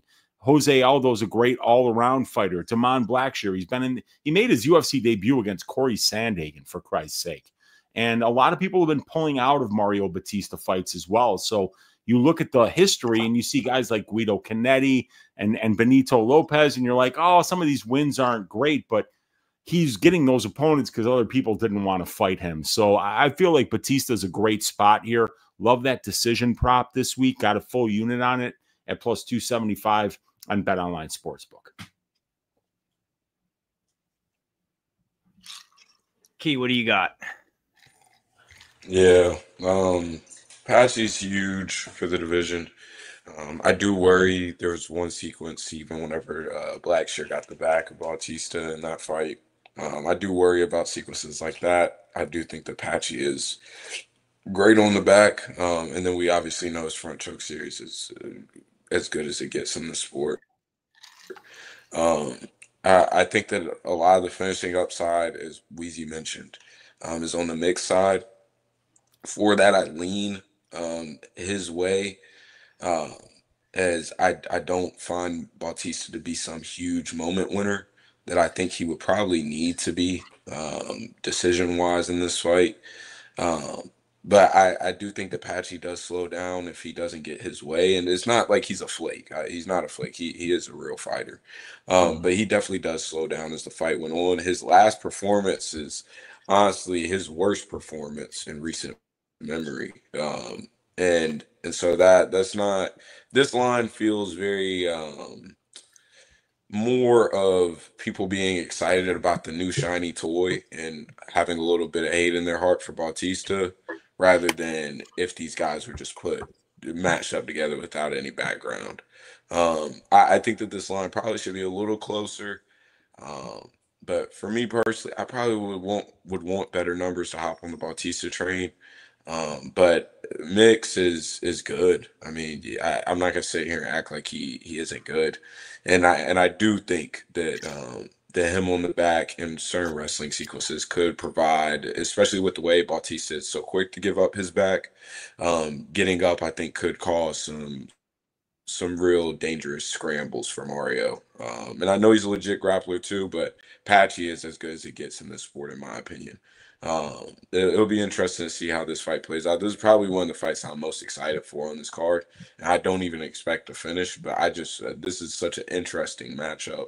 And time to see if Patchy can really swim at this level. Yeah, I agree. Do some comments real quick. Everyone likes to compare the Blackshear fight, which is reasonable. He thinks the cut's gonna be bad. Volk did it to Aldo. Merab did it to Aldo. That's fair. Yeah, that's just being smart and know how to beat him. Mario round 3, 20-1. What do you think, Trav? I mean, if you finish him, I think it's gonna be in round 3, honestly. So I kind of like that, but I lean more to the decision side, honestly. But yeah, to me, it's really the pace, the pressure, and the volume of Mario. I think it's gonna be key here. Yeah, long layoff for Patchy. Yeah, this is definitely gonna be one of the better fights in the card. I agree with that. Yeah, no doubt. All right, next fight, Kelvin Gastelum versus Joe Pyfer. This was supposed to be at Mexico City. Joe Pyfer pulled out. Joe Pyfer hates Mexicans. I don't know why. They got great food. They work hard. Like, nothing against Mexican people. Kelvin Gastelum, 19-9, 5'9", 71.5-inch reach. Joe Pyfer, 6'2", 75-inch reach. Line on these two gentlemen. Pyfer minus 400 to 410. Gastelum plus 300. I'll go first real quick.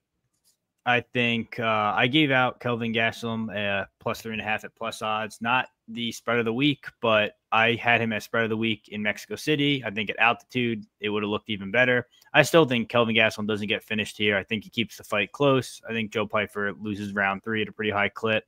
Probably wins round 1 and then leave it up to round 2. That's a perfect fight for a spread with the elite durability of Kelvin Gastelum.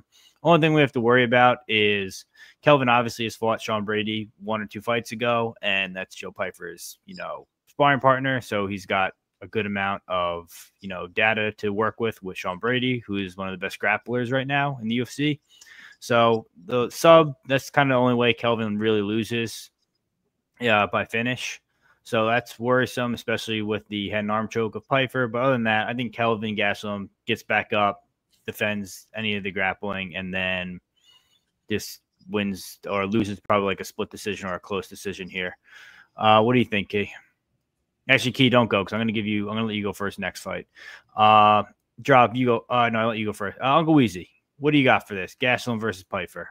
Yeah, I think Pyfer is going to melt this dude. I don't think Kelvin Gastelum's a serious fighter at this point in his career. I mean, this guy's in his 30s. He refuses to cut weight down to 170. He's completely undersized for this division. I think his wrestling is subpar. I think his boxing is really good. But frankly, I don't think he's ever been hit like he's going to get hit by Pyfer. Gastelum's a pretty hittable dude. He absorbs a lot of significant strikes per minute. And Joe Pyfer hits differently. Also, I think that Pyfer can probably wrestle this dude and find some minutes on the ground as well. I think there's submission upside for Joe Pyfer. I think he might be the first person to knock out Kelvin Gastelum. When you show up 15 pounds heavy for a UFC fight, it shows that you are not professional. You're not serious about this. Kelvin's been doing this a long time. He's only 33 years old, but he's been in the UFC since 2013, since he fought Uriah Hall, who was thought to be unbeatable at the time in the Ultimate Fighter finale, and he won that fight. And he went on to win a lot of fights at the UFC level, but this guy isn't a middleweight. You know, just like Kevin Holland isn't a middleweight, Kelvin Gastelum isn't a middleweight. And you look at the last few fights that he's had at middleweight, he showed up 15 pounds heavy for the Rodriguez fight and forced Rodriguez to come up to 185 to fight him. He got absolutely waxed by Sean Brady on the ground. Before that, he fought another welterweight at middleweight in Chris Curtis and might have won that fight, might not have won it. Very close fight. Chris was pissed off about the decision there. He lost to Jared Cannonier. And Cannonier's a great fighter, but let's face it, he's not knocking people out cold. Robert Whittaker's a great fighter, but let's face it, when was the last time he knocked anybody out? It's been decades. So I don't think I think Kelvin Gastelum's shit. You know, if you show up 15 pounds heavy for a fight, I think you're done. And I think Joe Pyfer is going to fucking murder this dude. What do you think, Drop? Yeah, I mean, I could see this one being closer than what people think. I mean, the boxing of Kelvin is better, and also he has good leg kicks, which Joe is not liking. So, yeah, the leg kicks could be there. The ends are better. He's a bit faster. He fought the much better people, and, you know, he's not that old. But, yeah, the size difference will be crazy. Pyfer is the better grappler, and he hit very hard. But the thing with the Sean Brady fight is, like, Sean Brady didn't have an easy time early on with taking Gastelum down and holding him down. Gastelum was able to get back up. Brady kind of break him in round 2 and round 3 with the grappling, with the pace, and you know, you submit him in round 3. Do I think Pyfer is going to submit him if the fight goes to round 3? I personally don't. So if Pyfer get on top early, you could finish him. You could finish him early on. But if he doesn't, I think the fight's probably going to go to distance. And if it does, I trust the cardio of Gastelum more. I trust his heart more. And I just think he could land more volume and outwork him. That's possible. Decision prop, the spread you said is all good angle. But yeah, I think Pyfer is probably going to get it done. He's the more serious fighter. He's the bigger guy, the grappling upside, more power. Gastelum could be sneaky sometimes with the boxing, with his hands in the pocket, and the leg kicks could be an issue here. But yeah, ultimately, I think Pyfer is probably going to get it done. Key. Yeah, I was wanting to get to Gastelum dog shot because I felt like I missed out in Mexico City whenever whenever this was first booked. But then on a watch back, I just couldn't deny that Pyfer just has elite physical traits for this division. I mean, he's a horse. And power wise, I think he can be the one that cracks Gastelum's chin. I actually think that Pyfer, best bet is to just keep this standing, because I think that he runs the risk of gassing himself out if he decides to wrestle and Gastelum starts stuffing shots. But I watched back the Hermanson fight, and like I felt like I remembered Pyfer just completely dying. But I mean, it wasn't that crazy of a gas out. Like we've seen way worse shit. Like it was not that bad. I think if he wants a chance in this fight, he needs to get on the leg kicks early. But outside of that, I think that Pyfer ends up hitting him with something right down the pipe, and I think that could be the end. Gastelum, just once you start putting the wins in the light, it feels like we're dealing with counterfeit money, and so I'll pass on this fight. I'm not definitely not parlaying no fucking Joe Pyfer at these prices, but I do think the Pyfer ends up winning. Yeah, I agree. Mexico City was a big swing for me too for the money line side, but that's why I played the spread. Yeah, champ. That's why they're called Philly douchebags for a reason, bro. I mean, that's just any person from Philly for the most part. Hey, Sean Brady's cool, bro. I'm a huge fan of Sean Brady. I don't think he's that big of a douche, but anyone from Philly is kind of a douche. Definitely unprofessional. I kind of agree with that. I also agree with this. I don't think his gas tank's gonna be that big of an issue in a third round fight, unless Kelvin really pushes a pace. But when's the last time we really saw Kelvin push a crazy pace? KG doesn't belong in the middleweight. Copyright was for KG. All right.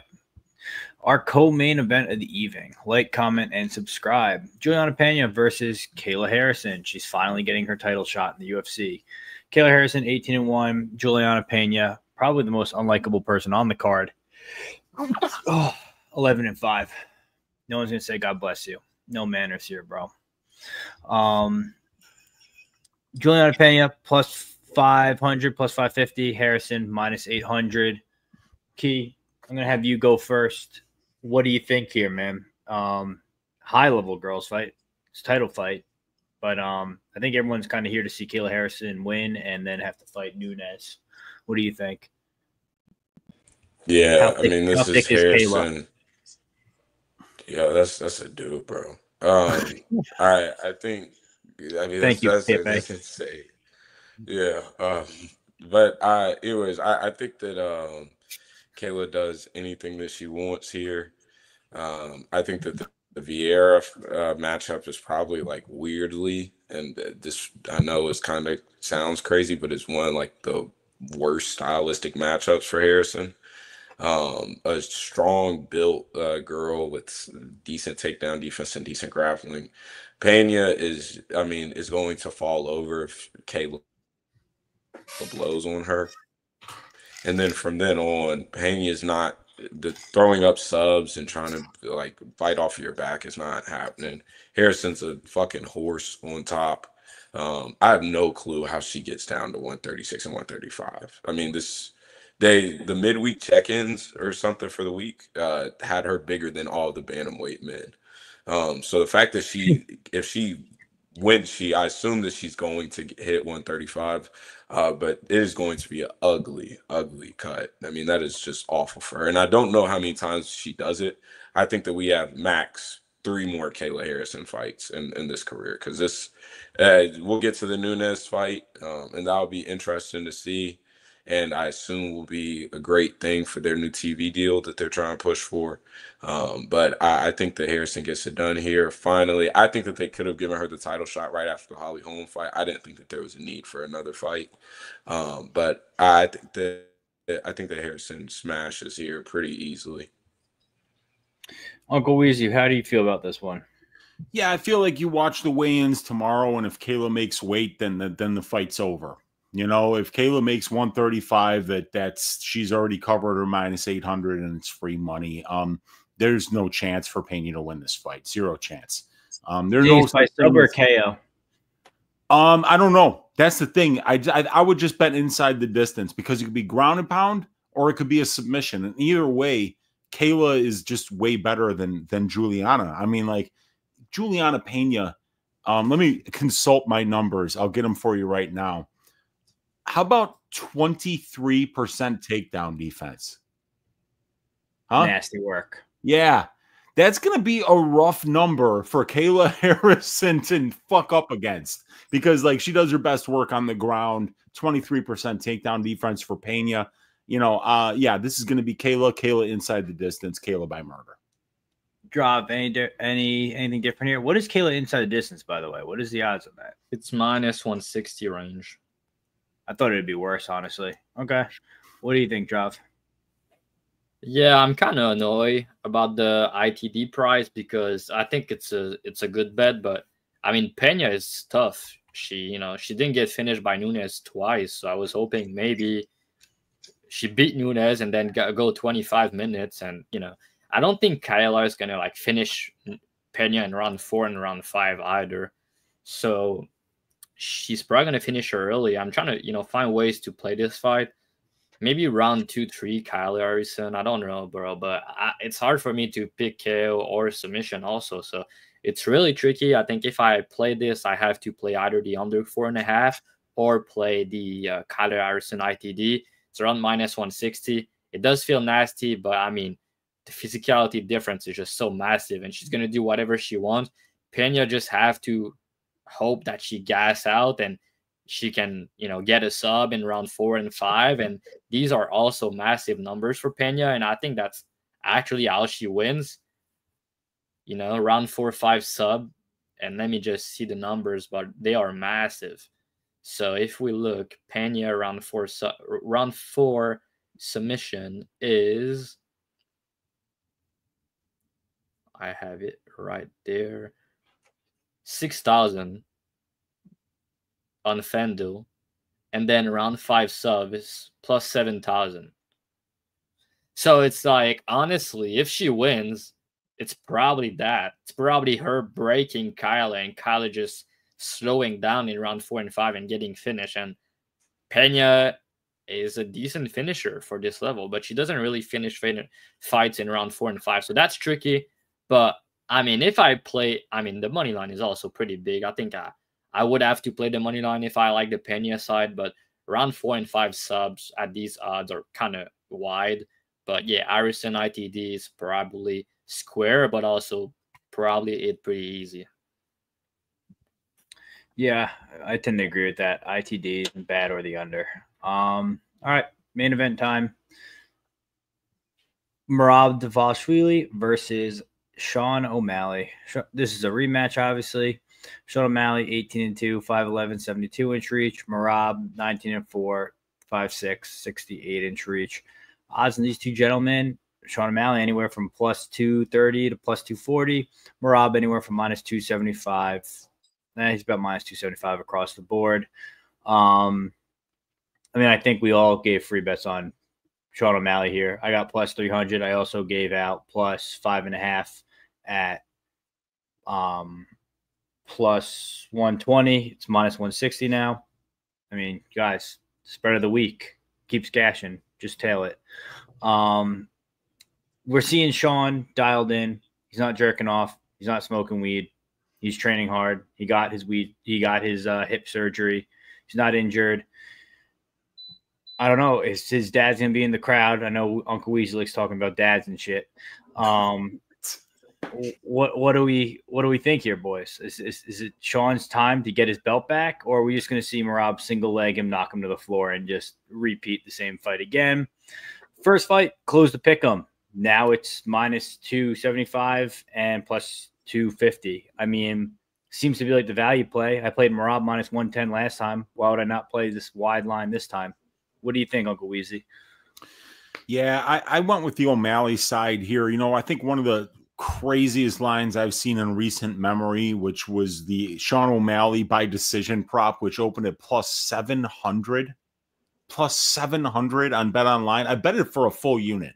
I'm trying to win 7 units on a decision prop on Sean O'Malley here, because what I found really weird about that first fight was, I think the first round was kind of close, but I definitely scored it for Merab.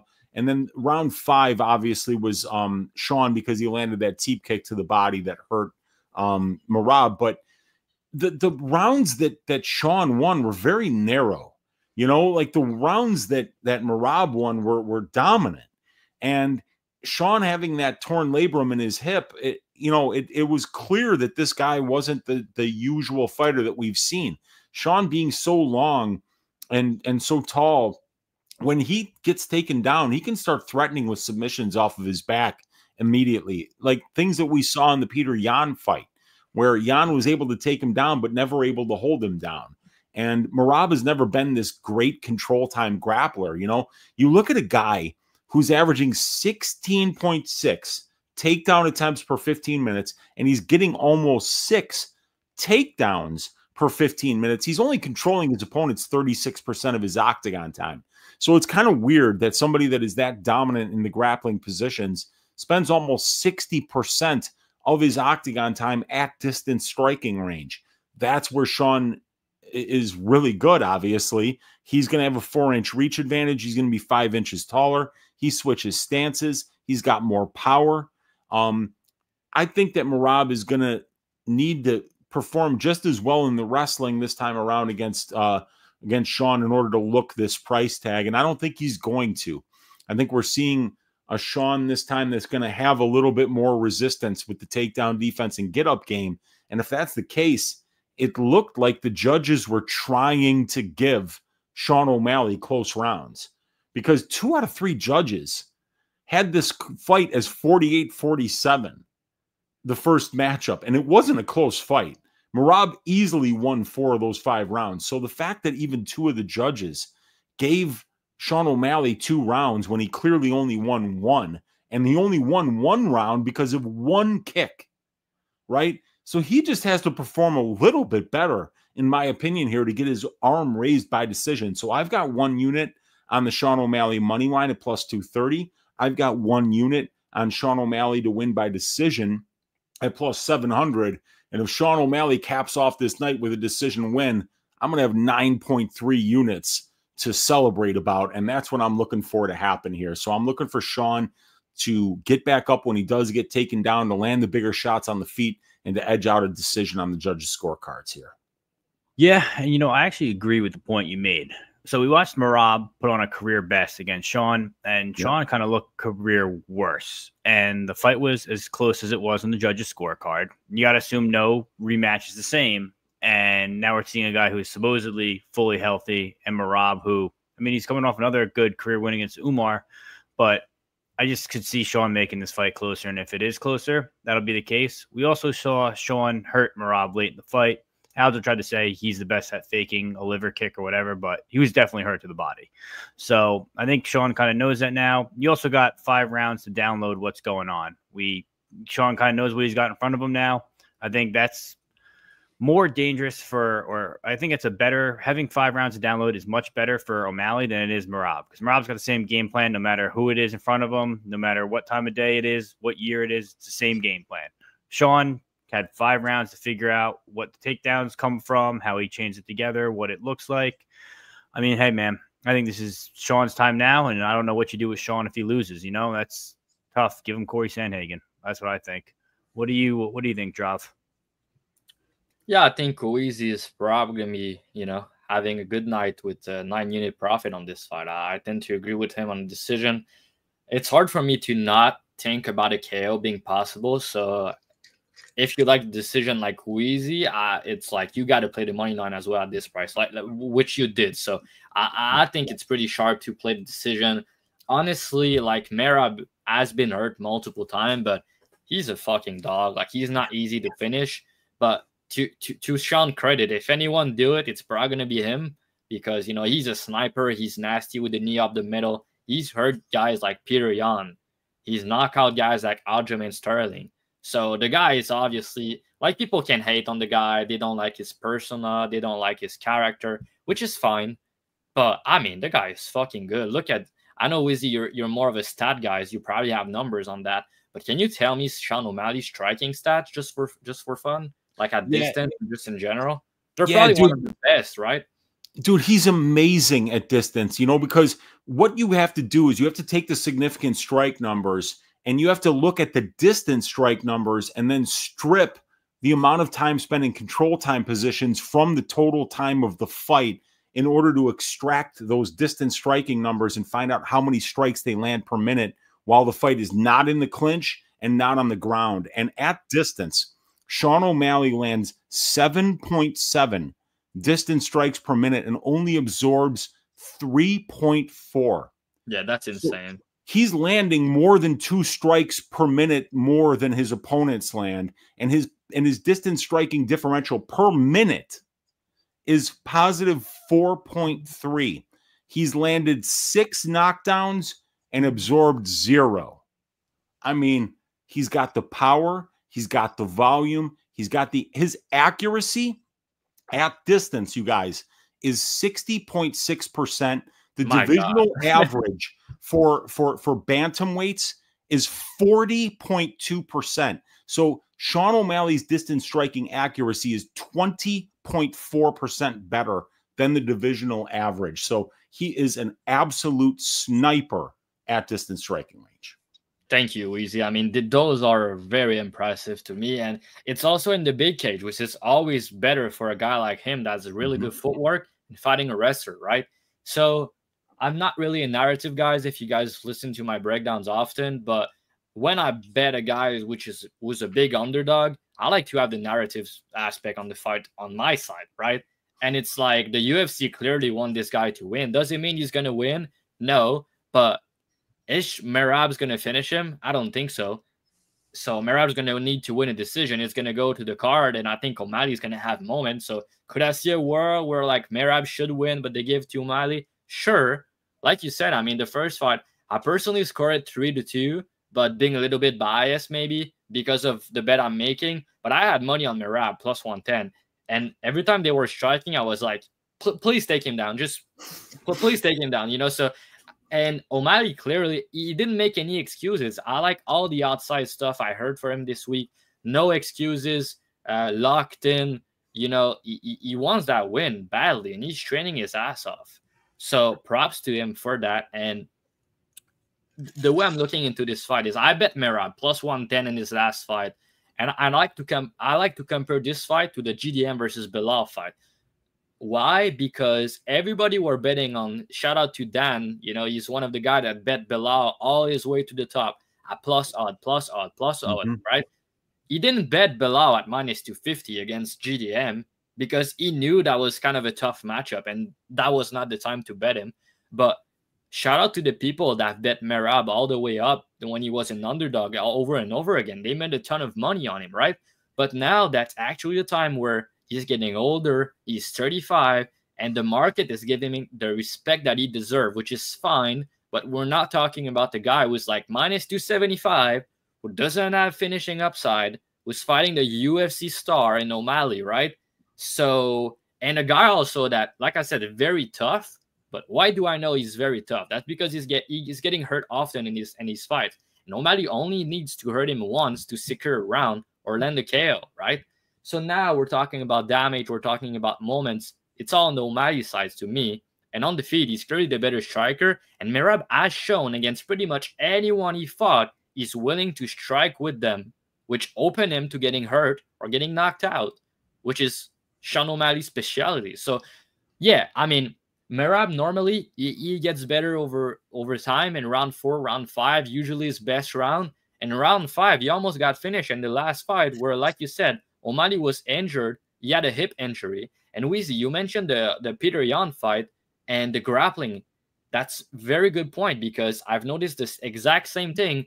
When Peter Yan was taking him down, O'Malley was able to scramble. He was able to use his BJJ. He was able to get back up every time. Is that because like Peter Yan is so bad on the ground? No, he was not injured. So he was able to roll, to get back up easily. He still got taken down. He's still going to be taken down here. But Merab was able to control him more when he did take him down, which Merab is not really a control guy normally. He's not a finisher on top either. So I expect this fight to play similar in a certain way, but I expect O'Malley to perform better, to get back up when taking down way quicker, and also on the feet to potentially do more damage, maybe get a knockdown that he didn't get in the other fight, maybe get a KO. But actually, I think he's going to win a decision like you predicted. I think that's how he's going to get it done.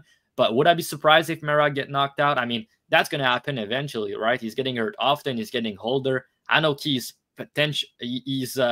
waiting for his KO. You've been saying like you get hurt all the time, but the guy's a machine. He's a dog. We need to give him his credit. He's a really good fighter, elite cardio, really good wrestler. And I'll bet this guy anytime at dog odds. I thought Umar will beat him, right? I thought Umar is a tricky matchup. He slowed down and Merab took over, right? But Umar won the 2 rounds based off striking, right? So if O'Malley has shown me good cardio over 5 rounds, honestly. And then if he can just improve a little bit the takedown defense, like he said, he couldn't really train takedowns for his camp. He couldn't really grapple, and in the fight that potentially affect him. But I believe him, honestly, because of the Peter Yan fight. He showed me better understanding of the position in the exact same sequences. So because of that, I think he's going to look better here. And because of that, the market in the first fight, we're saying he was the favorite, right? And now they're saying he's plus 270. I don't think much changed since then. Merab beat Umar. That's probably why he got a lot of hype on him. And people are just doing 1+1. He beat him the first time. He's going to beat him again, right? But I don't think that's as simple as that. I played O'Malley pretty big here. I'm on the money line at plus 270. I have 2.5 units. And yeah, I actually think he's going to win. I'm picking him outright, but I think the line should be like close to pick him. Maybe you can say Merab should be a favorite because of the wrestling upside, because of the cardio, because you already beat him. But honestly, I don't think you can convince me that Merab should be more than minus 150. Like, I don't buy that. And I bet him at plus 110 because I thought he should be minus 150 in the first fight, but now he's minus 275. So that's the time where we go the other side. We bet the star at big plus odds. And normally, also, O'Malley does well in these odds range. When he's a plus 200 underdog against Peter Yan, when the decision is close, you think he might have lost. They give it to him. When he's fighting Sterling and he's a big underdog again at like plus 200, we were there. We bet him. But now he's again plus 2xx. That's the time you want to bet him. I don't think he's done. I think he still have a lot in the tank. He's only 30 years old. He look in really good shape this week. And yeah, excited for it. I know people are not really liking this rematch, but honestly, if Sean O'Malley win this fight, they could give him to like Corey Sandhagen, which I would really like. Patchy makes win, or maybe get another one. Patchy makes versus O'Malley. Like, there's a couple of fights that could really be something and sell a lot of pay-per-views for the UFC. So yeah. Key, what are you thinking here? Yeah, played Sean at plus 300. Glad to do so. That was the peak of this number. I think that this is just insane, insane wide. I really just don't see how Merab justifies this number. I mean, again, the margins are just so thin here. One good strike or one good kick to the body, and boom, Sean wins the round. I mean, that's just how it goes, it seems. I think that Merab has to pitch a perfect game to win in a dominant fashion, whereas I think that Sean only needs to be perfect for maybe 30 seconds out of a round, or a split second in the overall fight, because I do think that Sean still has the ability to knock Merab out. So given all that Sean has all the finishing upside, in my opinion, and the fact that I believe that we watched the slowest, and it was obvious going back in tape and watching this full through, but we saw the slowest and worst version we've ever seen of Sean in that last fight. I mean, I usually don't give a lot of shit to the injury stuff and the excuses after a fight, but this is one where you can see that this was obviously a thing. So given all that and the fact that I thought that Sean would win outright early, I believe I bet him in their first fight. Plus 300, I mean, that's an easy click for me. I still think the current numbers are fine. I just don't think the Merab has the ability to cover these types of price tags. And I get it. Yes, he ends up winning sometimes, and he finishes fights, not literally, but finishes decisions off in a dominant fashion due to the fact that he's outlasted people. But I mean, overall, it's not like he's just cooking people from the start to finish. I mean, it's just not happening usually. I think that Sean is a solid grappler. Merab's never been somebody that's been some great control guy, or it has a bunch of sub threats. So Sean isn't going to get subbed here. I really just don't see how Merab looks like this price tag. And again, the margins being so thin for Merab and the decision is really what sells this bet. It makes this potentially going to end up, in hindsight, could look like one of the best bets of the year. Because Sean, again, one kick to the body, and now that we know that that's definitely something that Sean is going to go back to kicking wise, I think that it's going to be interesting to see what the dynamic is early, and if Merab is reckless. And I believe that Sean is going to clip him with something. I think he puts him down. I wouldn't be surprised to see a KO, but I do think he puts him down in this fight. So Sean money line. I think that these numbers are just a steal. All right, guys, and that's the breakdown for the main event. Let's go through. Let's give out our props for the card. I'll give you guys the Pegasus safety parlay of the week. It's going to be Kayla Harrison inside the distance parlayed with Kong Tang or Tang Kong, Kong Wang, whatever you want to call it. Whoa, that's super racist. Whatever it is. All right. My prop is going to be mixed bike sub plus 290. Wheezy, you're probably going to take O'Malley decision, right? That's a big number, and I've got a ton of money on it. Let me see. What would I go with? I do like that. That's my favorite bet. I also like Waldo Cortez Acosta by decision, and I like Gustafsson by decision. Those are huge numbers. But yeah, I'll give you guys O'Malley by decision, man. It's still plus 600 on DraftKings.com. And this fight is scheduled to go to decision according to the fight goes to decision prop at over a 72% clip. But at plus 600, you're getting it at about a 14% implied probability for O'Malley. So I think it's a phenomenal bet this week, and I think he's the more marketable fighter. All right, Key. I'm gonna go tricky. Key, you can go first. I'll go Bautista decision. I bet that too. What is that? Plus 275 on Bet Online, but I don't think we can parlay it on Bet Online. Oh, we're not parlaying them. It's just we're giving best props. All like a best props, but like a juicy one, you know. Yeah. Yeah. Bautista decision right now. It's plus 275 on Bet Online. You said. Yeah. Okay. Good. So I'm gonna give a spicy one. It's not like the biggest number you've ever seen, but I actually think that's what's gonna happen in the fight. Joshua Van round 2 knockout plus 650. And plus 260. No, plus 650. Plus 650. Got it. All right, Bautista by decision plus 275. Van KO round 2 plus 650. Mixed by sub plus 290. O'Malley by decision plus 600. Guys, that's the show. Thanks for joining us. Like, comment, and subscribe. Uncle Weezy, how can people find you? What deals you got running right now for your picks? What's going on? Yeah, I mean, I posted it on Twitter today. We got the Wheezy 316 promo code, like Jesus after being crossed up in Galilee 3 days afterwards, coming back from the dead. I'm on a losing streak right now, but it ends this week. We're going to make a ton of money, so you can check me out on Twitter at MMA Wheezy. You can find me at my YouTube channel, which is just Uncle Wheezy. And you can find me on Odds Shopper. If you go to my Twitter, you'll find a 50% off link to a 1-month membership, which only costs $25 in the first place. So $12.50 for your first month. You get access to all my track pits, access to my Discord, access to 4 hours of subscriber-only content. And I've reworked the format for my Balls Deep breakdown, full card breakdown show, which has some amazing information on betting lines, on statistics.